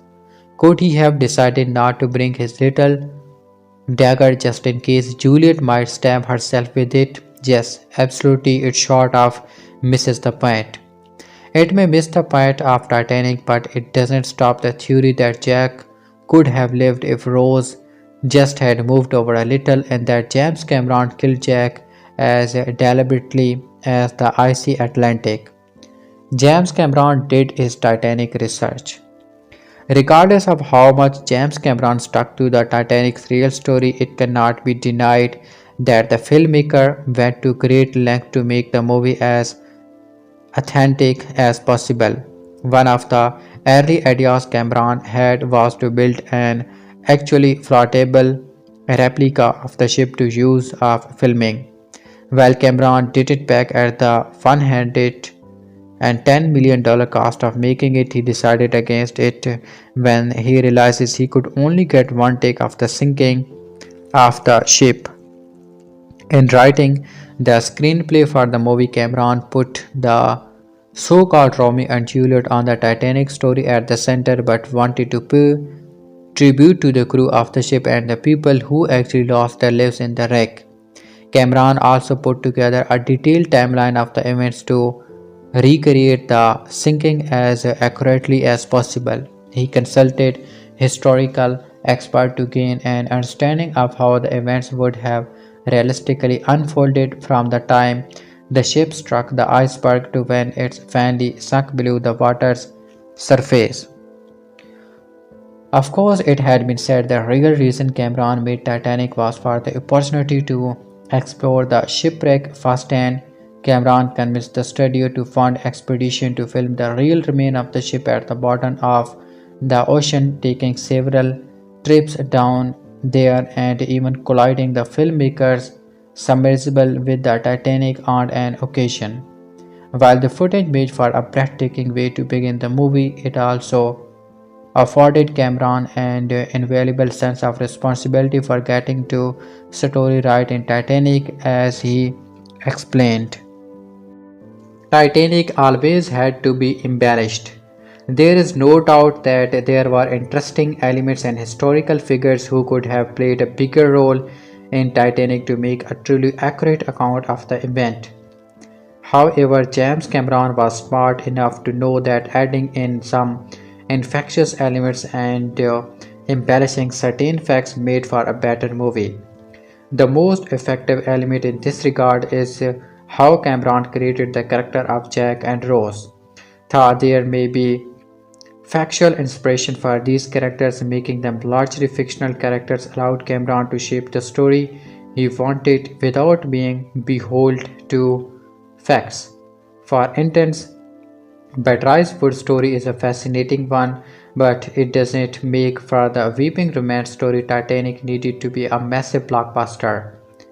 Instead, Rose shares elements of Wood's life, but she is able to have her own story. Likewise, there may be a grave with the name of a Titanic casualty named Jack Dawson. Cameron didn't feel the need to tell his story verbatim. Cameron left these fictional characters drive the central human story of Titanic, letting them be the audience vessel through which the audience could witness the events of the sinking. This allowed him to focus on the fact of the sinking itself and how the tragedy unfolded. The mix of fact and fiction might draw some critics to eagerly point out the inaccuracies, but it was a wise move that helped make Titanic the massive blockbuster movie that it was. 8 things Titanic reveals happened to Rose after the sinking. The story of Titanic is told by old Rose DeWitt Bukater, and while the movie focuses on her time on board the ship with Jack Dawson, it also revealed a handful of things about Rose's life after the tragedy of the Titanic. Although over 2 decades have passed since the release of James Cameron's Titanic, it continues to be one of the biggest and most successful movies ever made. In addition to that, the romance between Rose and Jack on board the infamous ship is still one of the most beloved love stories in film history. Rose DeWitt Bukater, Kate Winslet, was 17 years old and she boarded the Titanic with her fiancé Cal Hockley and her mother Ruth. Rose came from a wealthy family, but they were going through a financial problem that would make them lose their upper class status, putting pressure on Rose to marry Cal. Rose's life changed after meeting Jack Dawson, and following the sinking of the Titanic, she pursued the life he showed her. Rose broke free from her family and social status after the sinking of the Titanic beginning again. Rose changed her last name to Dawson. Rose DeWitt Bukater became one of the only 6 passengers rescued from the water following the sinking of the Titanic, and the survivors were later rescued by the RMS Carpathia. Once on board the Carpathia, Rose hid among the strategic passengers to avoid Carl, who she saw walking around looking for her. When an officer asked her name, Rose changed it to Rose Dawson to honor Jack's memory and further avoid being found by Carl and Ruth. Rose changed name again years later after she got married, but she never got over Jack and their short-lived but intense romance on board the Titanic. The name change is a clever display of James Cameron throwing audience off about the tragic end to the love story. It is revealed in the early present-day scenes that Rose was lived as Rose Dawson, giving the audience the expectation that she and Jake got married after meeting on the ship. The sad reality is that she is just carrying on the memory of the love she lost. Rose never contacted her mother and Carl again. Before Rose DeWitt Bukater boarded the Titanic and met Jack, she was manipulated by everyone around her. Rose was being used by her mother to not lose their wealth and upper class status, and she was going to marry a man who was much older than her and with whom she was not in love. Titanic showed glimpses of Carl manipulating and amusing Rose, so it's not surprising that the latter decided not to contact him and her mother after the sinking of the Titanic. As mentioned above, Rose hid from Carl when he looked after her among the passengers, and it implied she never reunited with her mother again. However, and linking to the above point, it's unlikely she would have been able to hide from them for long. It has been pointed out on forums and social media that Carl and Ruth would have noticed Rose Dawson on the list of survivors, which was published days later. Thus, it's also possible that they would not have remembered Jack's last name. Rose's public image years later would have also made it difficult to hide from them, but it looks like she still managed to stay far away from them. While Carl proved himself to be a sadist man, even attempted to kill Jack and Rose as the ship sank, it is also possible that he was afraid to seek out Rose because of how she stood up to him. He was vicious to her when she was meek and submissive, but Carl is likely not as powerful as he seems when he is challenged. In any case, Rose mentioned she heard Carl killed himself after losing his fortune in the market crash of 1929. Rose became a successful actress. Rose no longer relied on her family wealth or what was left for it after the sinking of the Titanic, but she found a way to maintain herself. It revealed at the beginning of the Titanic when she is about to join Barack Lovett and his crew that Rose was an actress in the 1920s, and she continued to use the name Rose Josette during her acting career. This, along with Rose DeWitt Bukater being registered as one of the victims of the sinking of the Titanic, made one of Lovett's crew members believed Rose was not who she claimed to be. Rose was shown to have more appreciation for art than those in her life. This was, of course, seen in her admiration of Jack's painting skills. However, there was also a Titanic deleted scene in which Rose is shown admiring paintings by an unknown Pablo Picasso, seeing the beauty in them while others, mainly Carl, dismisses them. Her embracing of the acting professions can be seen both as a further way to distance herself from those people and to stay connected to the spirit of Jack. Rose married a man named Calvert. Although Rose DeWitt Bukater changed her name to Dawson to honor Jack, used his name during her acting career, and ultimately revealed she never got over Jack, she moved on and got married at some point in her life. Rose married a man named Calvert and moved to Cedar Rapids, and that's the only information there is about her husband. Mr. Calvert passed away before Rose met Lovett and Company, but the ending of Titanic completely sold him short. Mr. Calvert never knew about Jack. He was nowhere to be seen in the photos old Rose took with her. Most heartbreaking of all, in the afterlife, right at the end of Titanic, Rose is reunited with Jack and the rest of the passengers who died in the sinking of the Titanic, and Mr. Calvert was not included in Rose's life after death. In some ways, it is understandable that the movie did not go into too much detail about Rose's later husband. The idea that she found someone later in life does lessen the impact of the seemingly once in a lifetime affair she had with Jack, so not much was needed about him. Rose had children and grandchildren. Rose not only married Mr. Calvert but she formed a family with him. Rose and Mr. Calvert had children, though it's unclear how many, and it's only mentioned that she punched out a couple of kids. Rose was also a grandmother, though how many grandchildren she had is also unknown. One of them, Elizabeth, who she called Lizzie, accompanied her to the Caldish research vessel to meet Lovett and his crew and become the only family member to learn about Jack Dawson's existence and his romance with Rose. The inclusion of Rose's family makes the absence of Rose's husband even stranger, as it is clear they had a rich life together. Yet Lizzie was there to hear the story about how the true love of her grandmother's life was a man that she had known for a few days.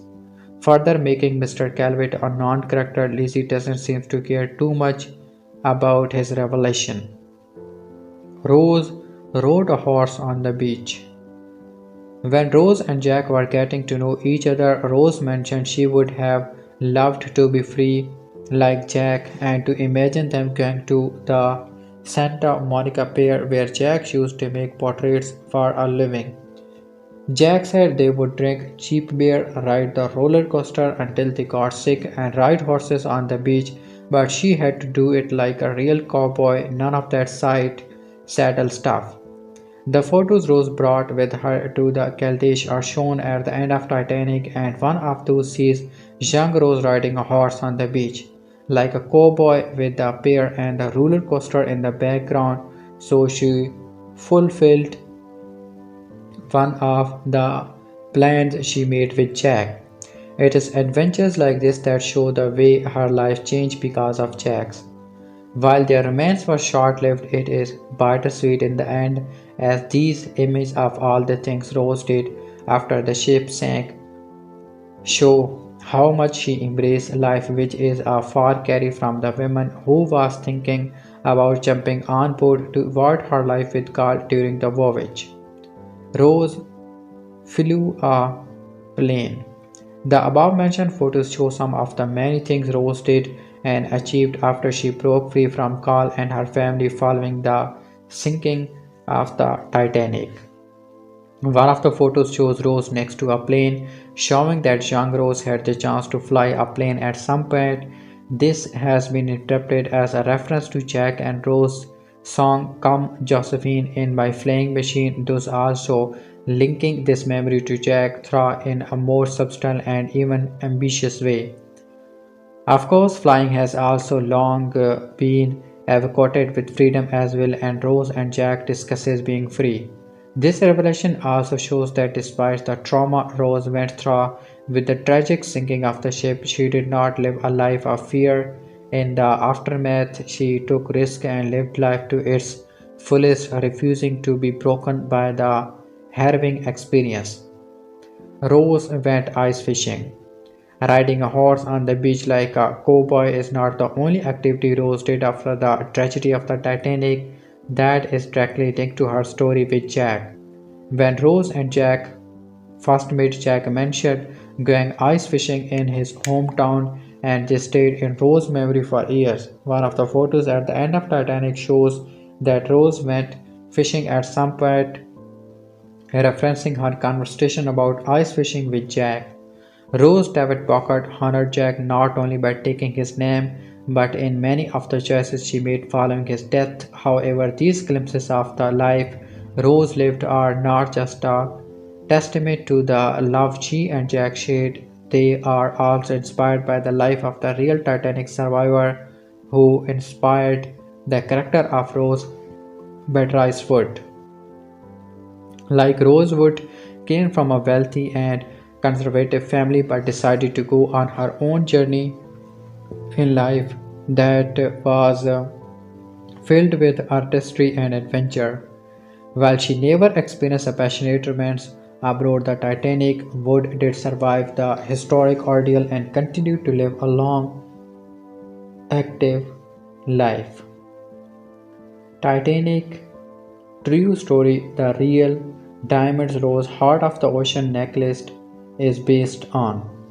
The Heart of the Ocean necklace, also known as the Titanic Diamond, is one of the most memorable features of Titanic. Bill Pullman's Brock Levitt search for the heart of the ocean necklace is the catalyst for the 3 hours epic Titanic, as it's this search that leads him to the elderly Rose Dawson Calvin and her unforgettable story. Given that Rose blue diamond necklace frames the entire movie, it's an understatement to call the Titanic diamonds important. And the key question many viewers leave Titanic with is whether or not the heart of the ocean is real. With the possible exception of the One Ring from Peter Jackson, The Lord of the Rings trilogy, the Titanic diamond is arguably the most replicated piece of cinema jewelry in history. And the thought that there's a real blue diamond of the kind seen in Titanic out there is a tantalizing prospect. Unfortunately, much like Jazz and Rose, Timeless remains the heart of the ocean necklace is fictional. However, that doesn't mean there are not any blue diamonds out there, and one diamond is particular. The Hope diamond is brought to have directly inspired Rose necklace in Titanic. The heart of the ocean diamond was not real. Titanic Heart of the Ocean Diamond was involved for the movie as a narrative device. There is not a real Titanic damage, although its story does seem plausible. Based on the accounts of the sinking of the RMS Titanic in 1912, Titanic tells the fictional story of Rose DeWitt Bukater and Jack Dawson, two passengers from opposite social classes who fall in love aboard the ship during its ill-fated first voyage.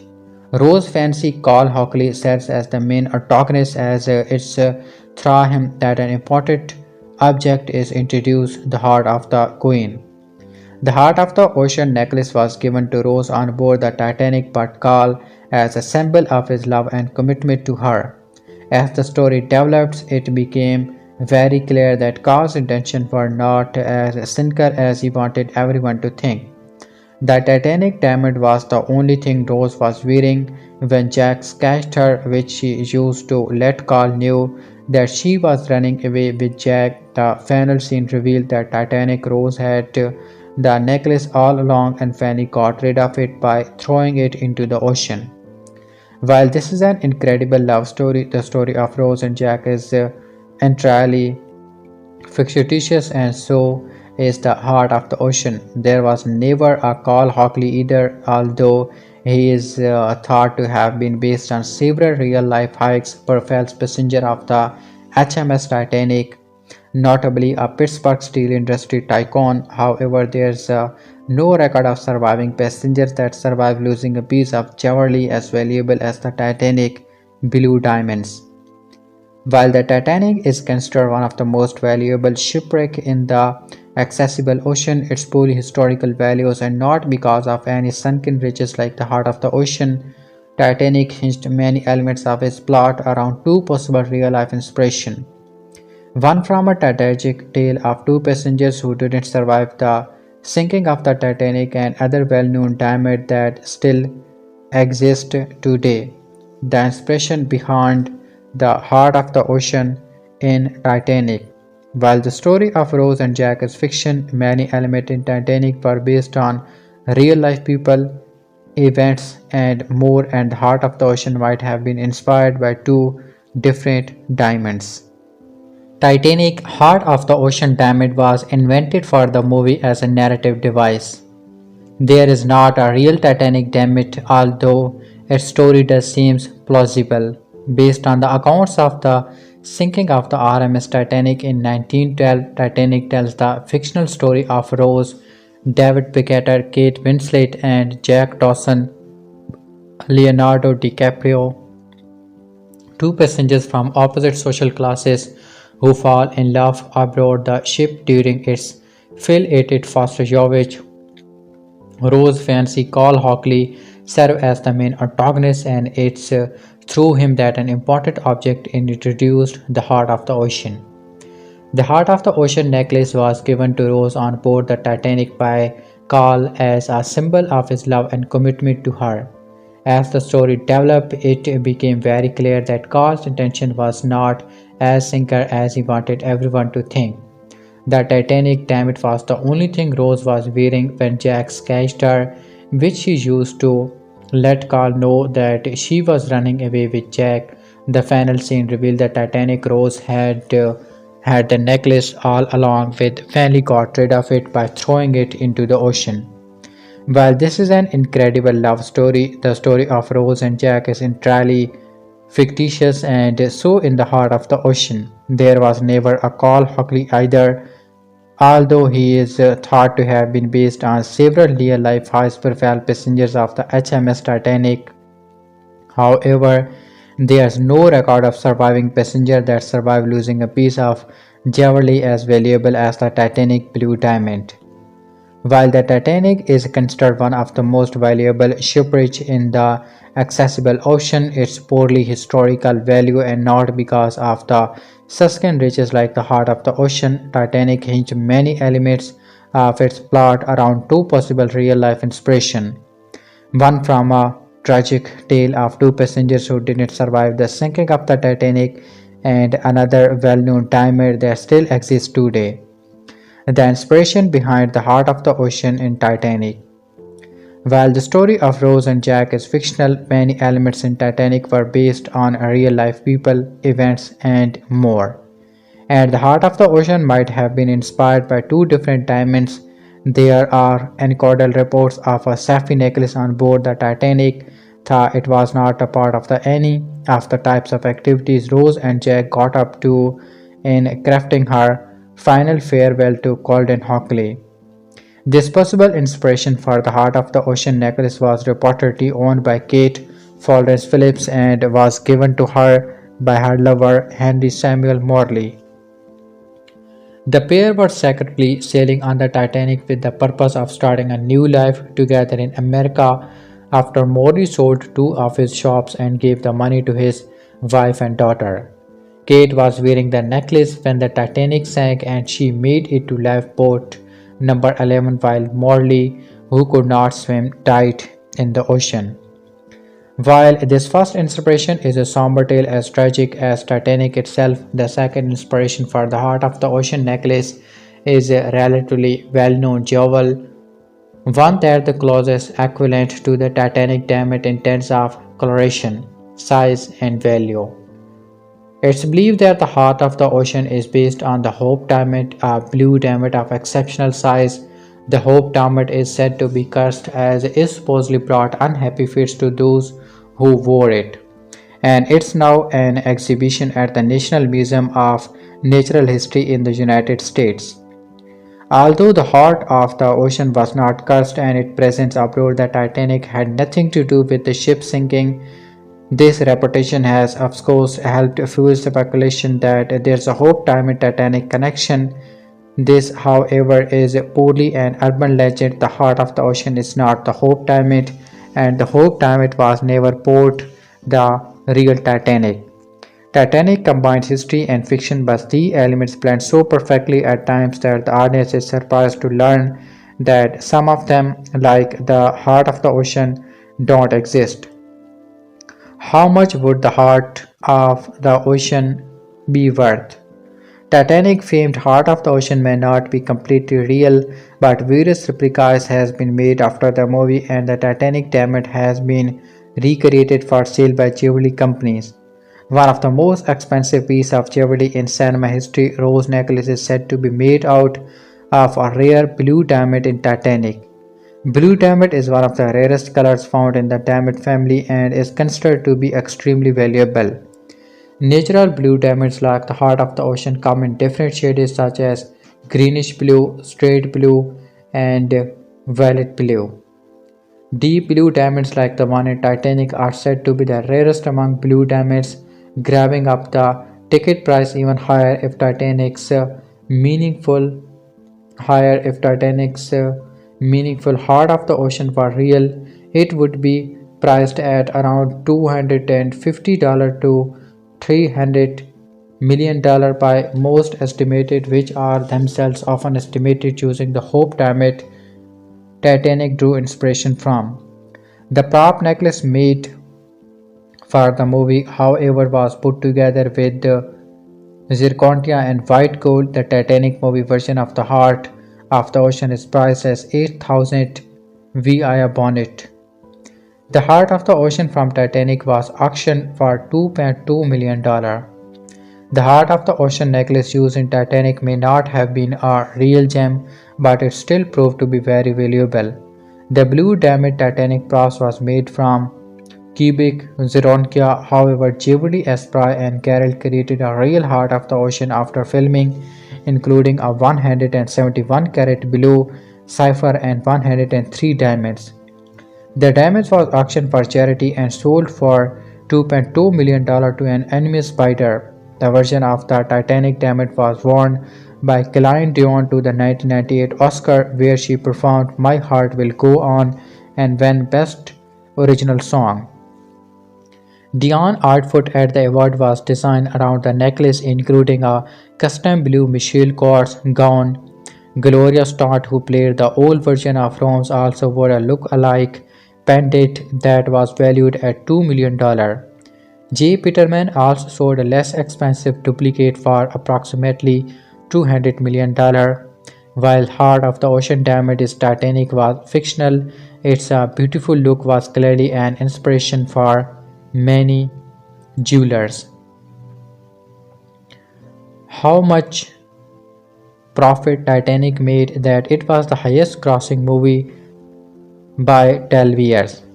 When it was released in 1997, James Cameron's Titanic became the highest grossing movie ever made and remains one of the highest grossing films to this day. But how much of that gross was profit for the studios? A given movie's worldwide gross figures don't consider how much it costs to produce and market the film or the cut that goes to the theater exhibiting it. Titanic scored a global gross of more than $1.8 billion during its initial run, and that total has increased to $2.2 billion with subsequent re-release. After Titanic surpassed Jurassic Park to become the highest grossing movie of all time, it held the record for 12 years until it was topped by Cameron's own Avatar, which was later topped by Avengers Endgame. At the time, a big-budget dramatization of the sinking of the Titanic was thought to be a poor fire box office bomb. But Titanic still holds the number 4 spot on the list of the highest grossing movies and remains one of Hollywood's more impressive success stories. How much of Titanic historical gross went back to the studios as profit? Titanic made an estimated profit of $1.4 billion at the box office. Titanic netted an estimated profit of $1.4 billion with a whopping budget of $210,337 million in today's dollar. Titanic was the most expensive film ever made at the time of its release. The film's lifetime gross of $2.2 billion is divided into $1.8 billion from its original theatrical run and $400 million from its re-releases. Adjusted for inflation, Titanic has earned around $3.33 billion. The studios behind Titanic, 20th Century Fox and Paramount Pictures, who split the right to the film, spent approximately $150 million on marketing. The general rule of thumb is that 50% of box office receipts go to the theater showing the movie and the other 50% comes back to the producers. But Titanic stays in theater a lot longer than the average movie, and the longer a movie stays in theaters, the bigger the distributor's box office percentage becomes. Rather than the standard 50%, Fox and Paramount receives around 58% of Titanic box office revenue. The Hollywood Reporter estimates that the studio made $1.4 billion, $1.9 million today in profit from Titanic. How Titanic box office profit compares to James Cameron's other movies.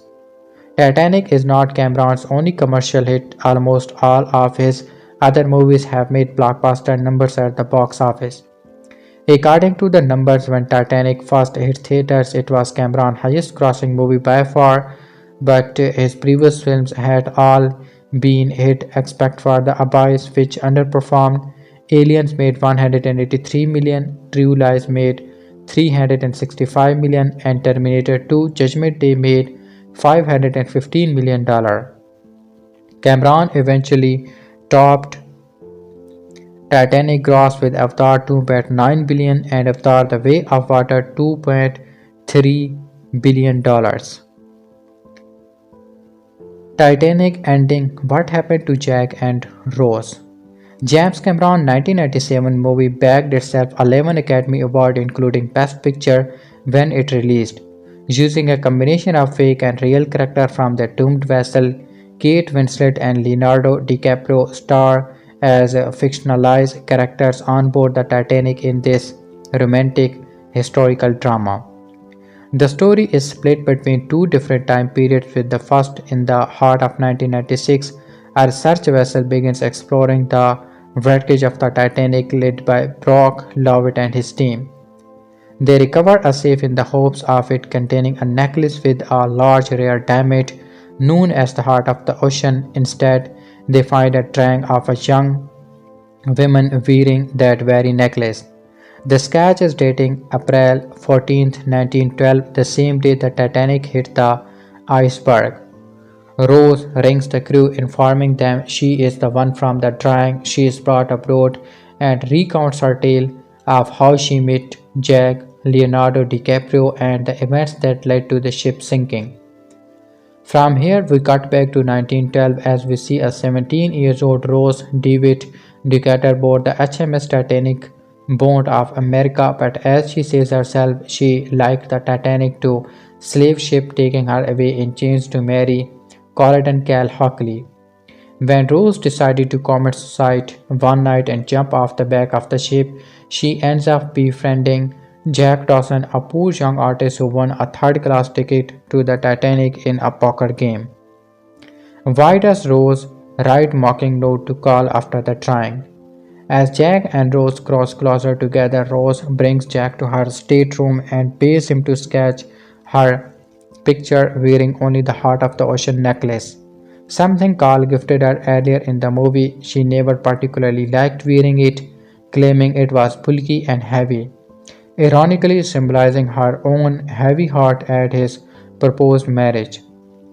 After drawing her sketch, Rose leaves the drawing inside the safe alongside the damage and a note reading, "Darling, now you can keep us both locked in your safe." This is, of course, her proverbial way of saying to Carl and his controlling ways, with the safe serving as a metaphor of Rose's life period to intrigue the Titanic. This is her way of liberating herself thanks to Jack's help. After the pair make love to one another, they head up on deck and watch the ship's collision with the iceberg, overhearing officers discussing how serious the situation is. While this is going on, Carl returns to find Jack's sketch and Rose's note.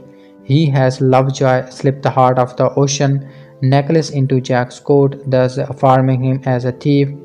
Unfortunately, he is confined in the master at arms office down below. Carl is there to see Jack off, taking the necklace for himself and hitting Jack for good measures. How does Jack escape? Rose heads off and finds Jack, freeing him from his handcuffs with an axe. After a couple of questionable practice shots, she miraculously breaks his bonds. The pair manage to make it back on deck again, where Carl catches up with them both. An opportunity for Rose to leave presents itself, with Carl promising that they will be following soon in their own lifeboat. They will not, of course, as the deal is for Carl only, and Jack is destined to stay on the ship and die. Rose decided at the last minute not to leave and scramble back on board the boat, but the last straw for Carl, who grabs Lovejoy pistols and chases them into the floating dining room in first class when they disappear out of view. Carl realizes with bitter irony that Rose has actually been wearing Carl's coat the whole time, the one with the Heart of the Ocean inside. Carl decided to abandon ship and does so by snatching up a crying child and posing as her concerned father. The pair manage to get aboard a lifeboat and survive, although Carl does get a couple of dirty looks from the officers on board. With time running out and the ship quickly filling with water, Jack and Rose return to the boat deck. All the lifeboats are gone and the ship's stern is starting to rise. They desperately cling to the stern rail, where they watch the infamous fan guy who falls and bounces off the ship's propellers. The ship breaks in half, giving the pair a couple of precious moments before they both fail into the freezing water together. The Titanic forever lost to the depth of the ocean. In the freezing water, Rose and Jack are momentarily separated before deciding to leave the crowd of people scrambling for help. Together, they find a floating door and attempt to survive. Jack and Rose both try to get on it together, but their combined weight buckle it. We actually see them both attempting his once. I mean, they could have tried a few times after all, but in the end, Jack is confined to his fate. He makes the decision to sacrifice his own life so Rose can live hers. So, in the end, Jack holds into the edge of the door while Rose lies on her back. Now, they are the subject of hypothermia and a couple of contrivances, but ignoring that, time passes and Rose is eventually saved by a returning lifeboat. As the film reaches its climax, the survivors from the Titanic are saved by the RMS Carpathia, who rescue the survivors. Rose notices Carl wandering around trying to find her, but she managed to stay hidden. That's the last we see of Carl home. We learn courtesy of Rose's narration in the present time actually commits suicide after losing his fortune in the Wall Street crash of 1929. In the theatrical release, we'll get to the alternate scenes shortly. Lovett decided to give up searching for the heart of the ocean, believing it's a lost cause. He finally understands the emotional turmoil his horrific accident had and decided to let the past rest. However, alone on the strand that night, Rose takes out the heart of the ocean from her pocket. She had it with her the whole time. She drops it into the sea, allowing it to be lost alongside the wreckage, safe in the knowledge that no one will find it, at least not anything soon. That night, Rose heads back to her room and sleeps peacefully, but does she pass away in her sleep or is she still alive? It's a subjective scene with Cameron herself leaving this on deliberately ambitious. The script simply states she is very still and could be sleeping or something else. With the familiar music theme playing, the camera pans across various pictures of Rose in her life, ironically taking part in all the different activities she and Jack promised one another they'd do. From horse riding through to raising a family, Rose has made the most of her life, and throwing the heart of the ocean in the sea feels like her final bit of closure from a very fulfilling life. Not only that, but Jack also promised Rose while they were both freezing outside that she is going to die an old lady warm in her bed. This only reinforces the idea that she is dead. However, on the other side of the debate, you could argue that Rose has not passes away. She has lived a long, happy life and is married and with kids, but instead of reaching the afterlife with her loving family, she ends up with a man who changed her life back when she was a teenager, someone she only knew for a weekend. Why would she give up all that to be in the afterlife with Jack? We will let you be the judge of which side of the argument you fall on.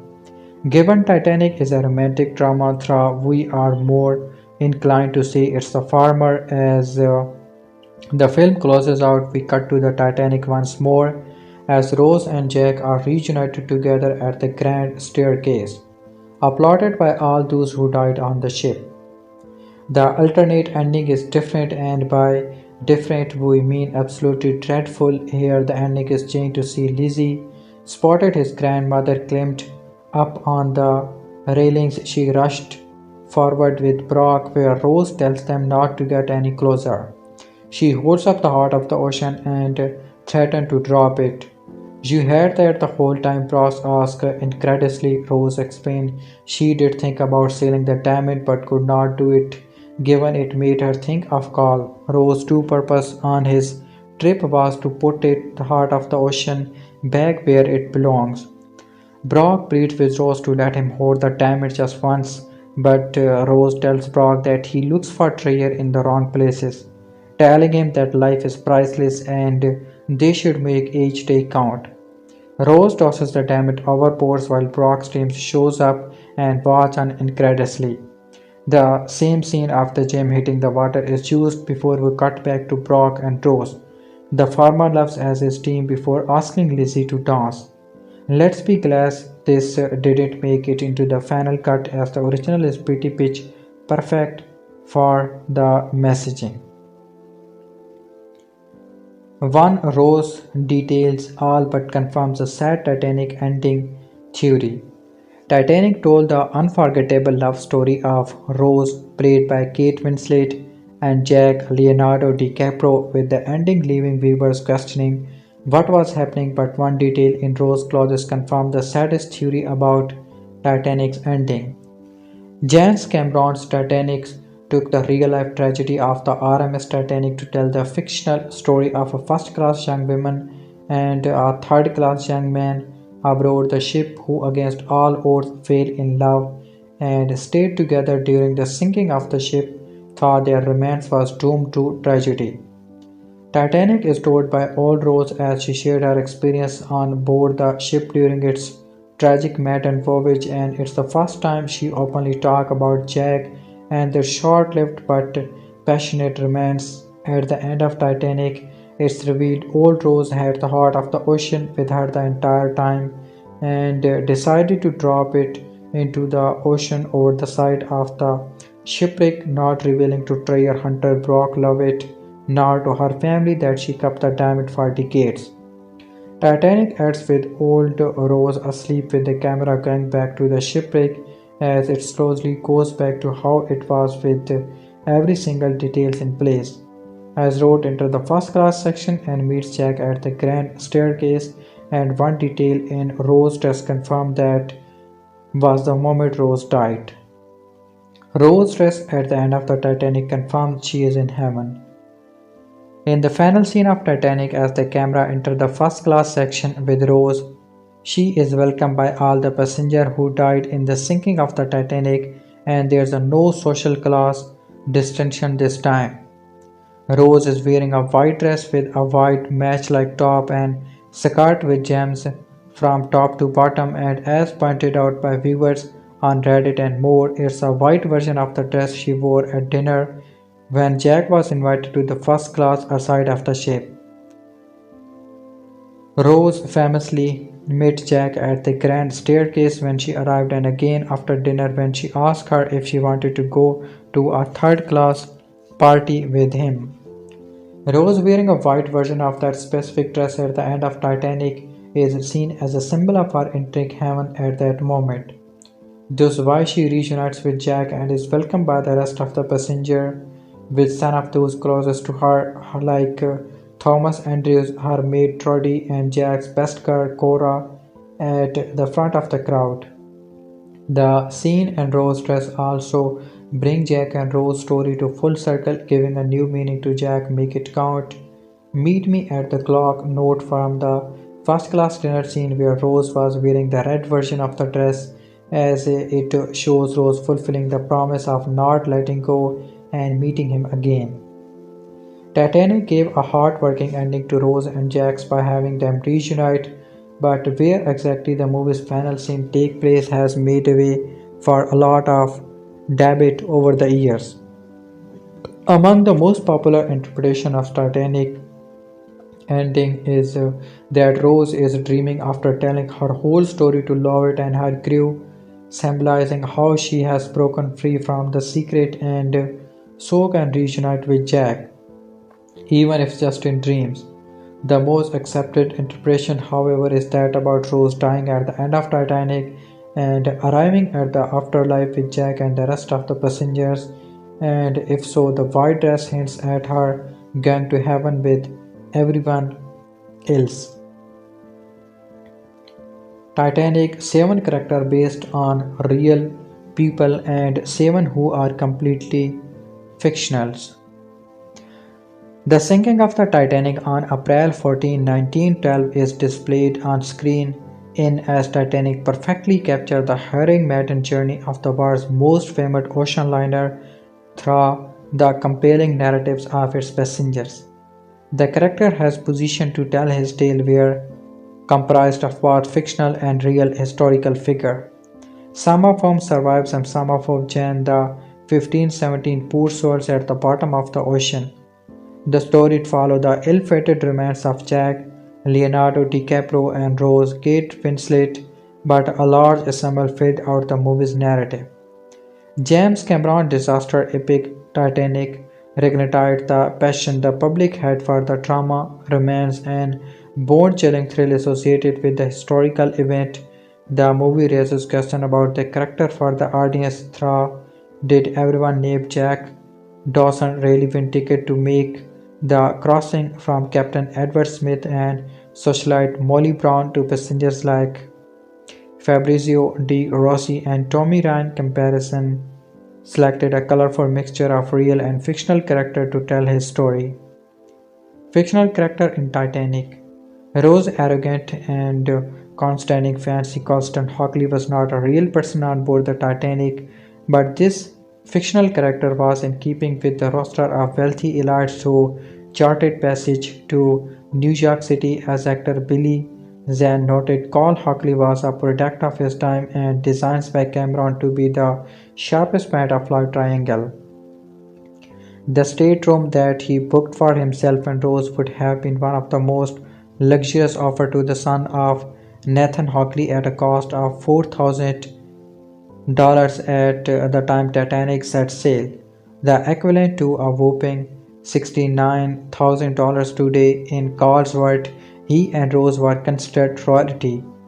Carl returned his nose up at those not traveling in first class and had no patience for Rose speaking her mind. As a wealthy man of privilege, he expected the women in his life to follow his orders. Spicer Lovejoy was Carl Hockley's personal valet as well as his bodyguard. It makes sense that Carl is a fictional character created for the movie, so is Lovejoy. For a fictional character, James Cameron gave him an extensive biography. He had been hired by Carl's father, Nathan Hockley, to watch over his son. After leaving his position as a Pinkerton detective and police constable, his period field work made him very prospective. He noticed Jack Dawson could not possibly have had time to remove his shoes and his coat before trying to save Rose's life when she actually intended to leap from the stern of the ship.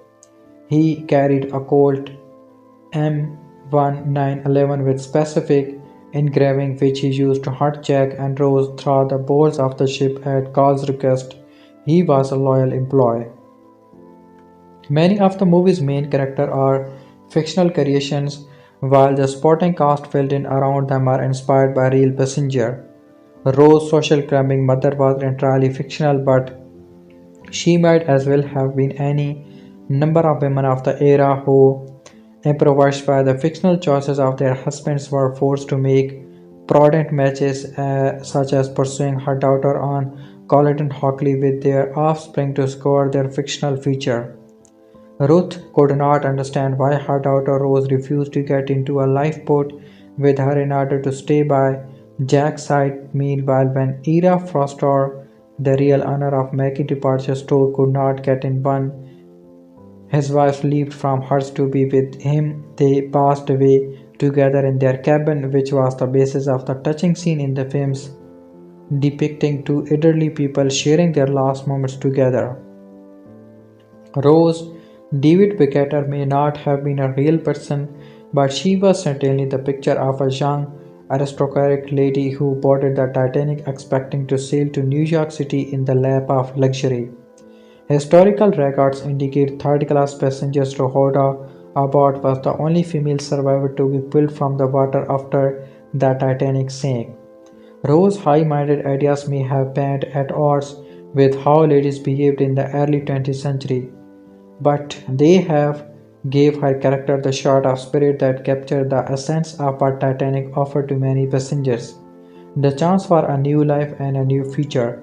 Through her time on the vessels might have been traumatic, her whirlwind relationship with Jack gave her the courage to start a new life for herself after surviving the sinking, and the movie hints at a rich and full life for her with the images and article showcases in the present day.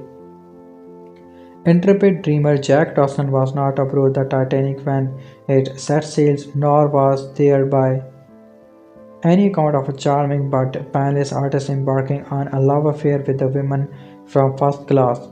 First class passengers were sequestered from third class passengers to mitigate the spread of disease as well as societal prudence. Jack being able to dine with Rose and visit her room would have been nearly impossible on the ship, as would her dancing blue deck. According to the harrowing account of survivor Jack Caesar in his book, a survivor takes only 1 out of every 36 people who went into the Farragut water was pulled from them. His recollection about the ship's journey both before and after it sank helped Cameron piece together what life was like on board the world's grandest vessel and helped to contribute to Jack's story.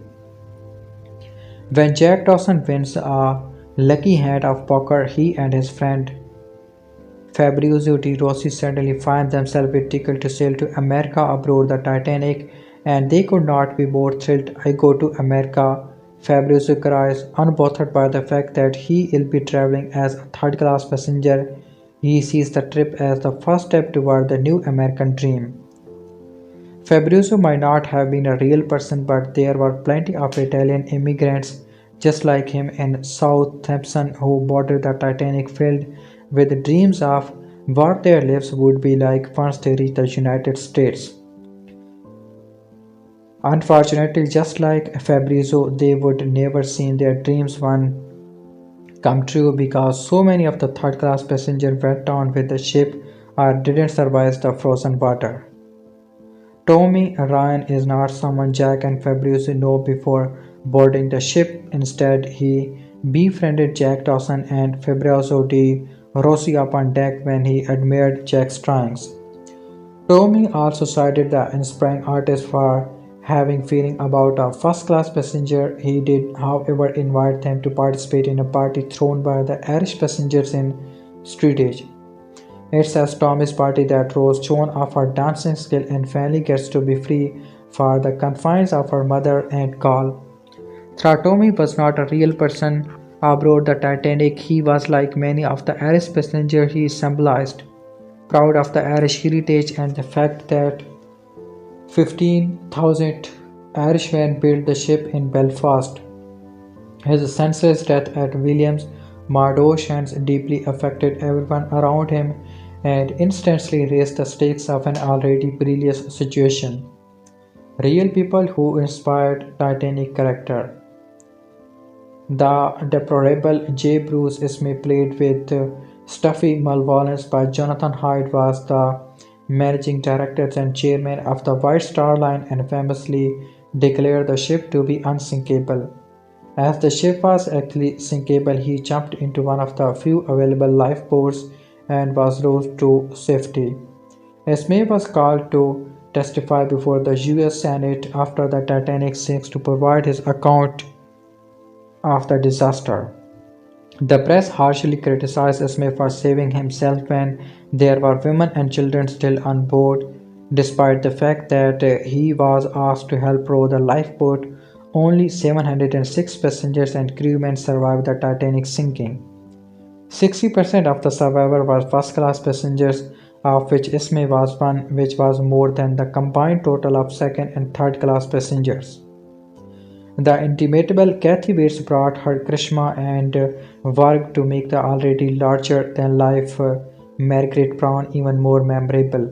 She was not born into wealth and she did not marry into it. Rather, her wealth came as a result of her husband's mining business taking off, pushing them both into a whole new social bracket. While she enjoyed society, he did not, and they separated 3 years before her becoming a passenger on the Titanic. He provided her with a monthly allowance so she could continue to travel and engage in social work. The robust socialite became known as the unsinkable Molly Brown after surviving the 1912 disaster, and she actually had quite the resemblance to Bates. Molly Brown gave an emotional plea for her lifeboat to go back and try to rescue passengers bobbing in the water after the ship sank. But records cannot confirm with certainty if it was one of the lifeboat to return. She went on to become a social activist and a US Senate candidate. Captain Edward Smith was a renowned seaman, and the voyage of the Titanic was to be the last he made before retiring. He had been working for White Star since 1880. Historical accounts are muddled about whether or not he tried to avoid any ice danger by altering Titanic course southward after receiving iceberg warnings from other ships. If he did, his attempts came too late to make a difference. Years before the sinking of the Titanic, Captain Smith was actually the commanding officer on another troubled White Star Line ship, the Olympic. The Olympic collided with a British warship because the Olympic was so big and its engine so powerful it sucked the other ship into its wake.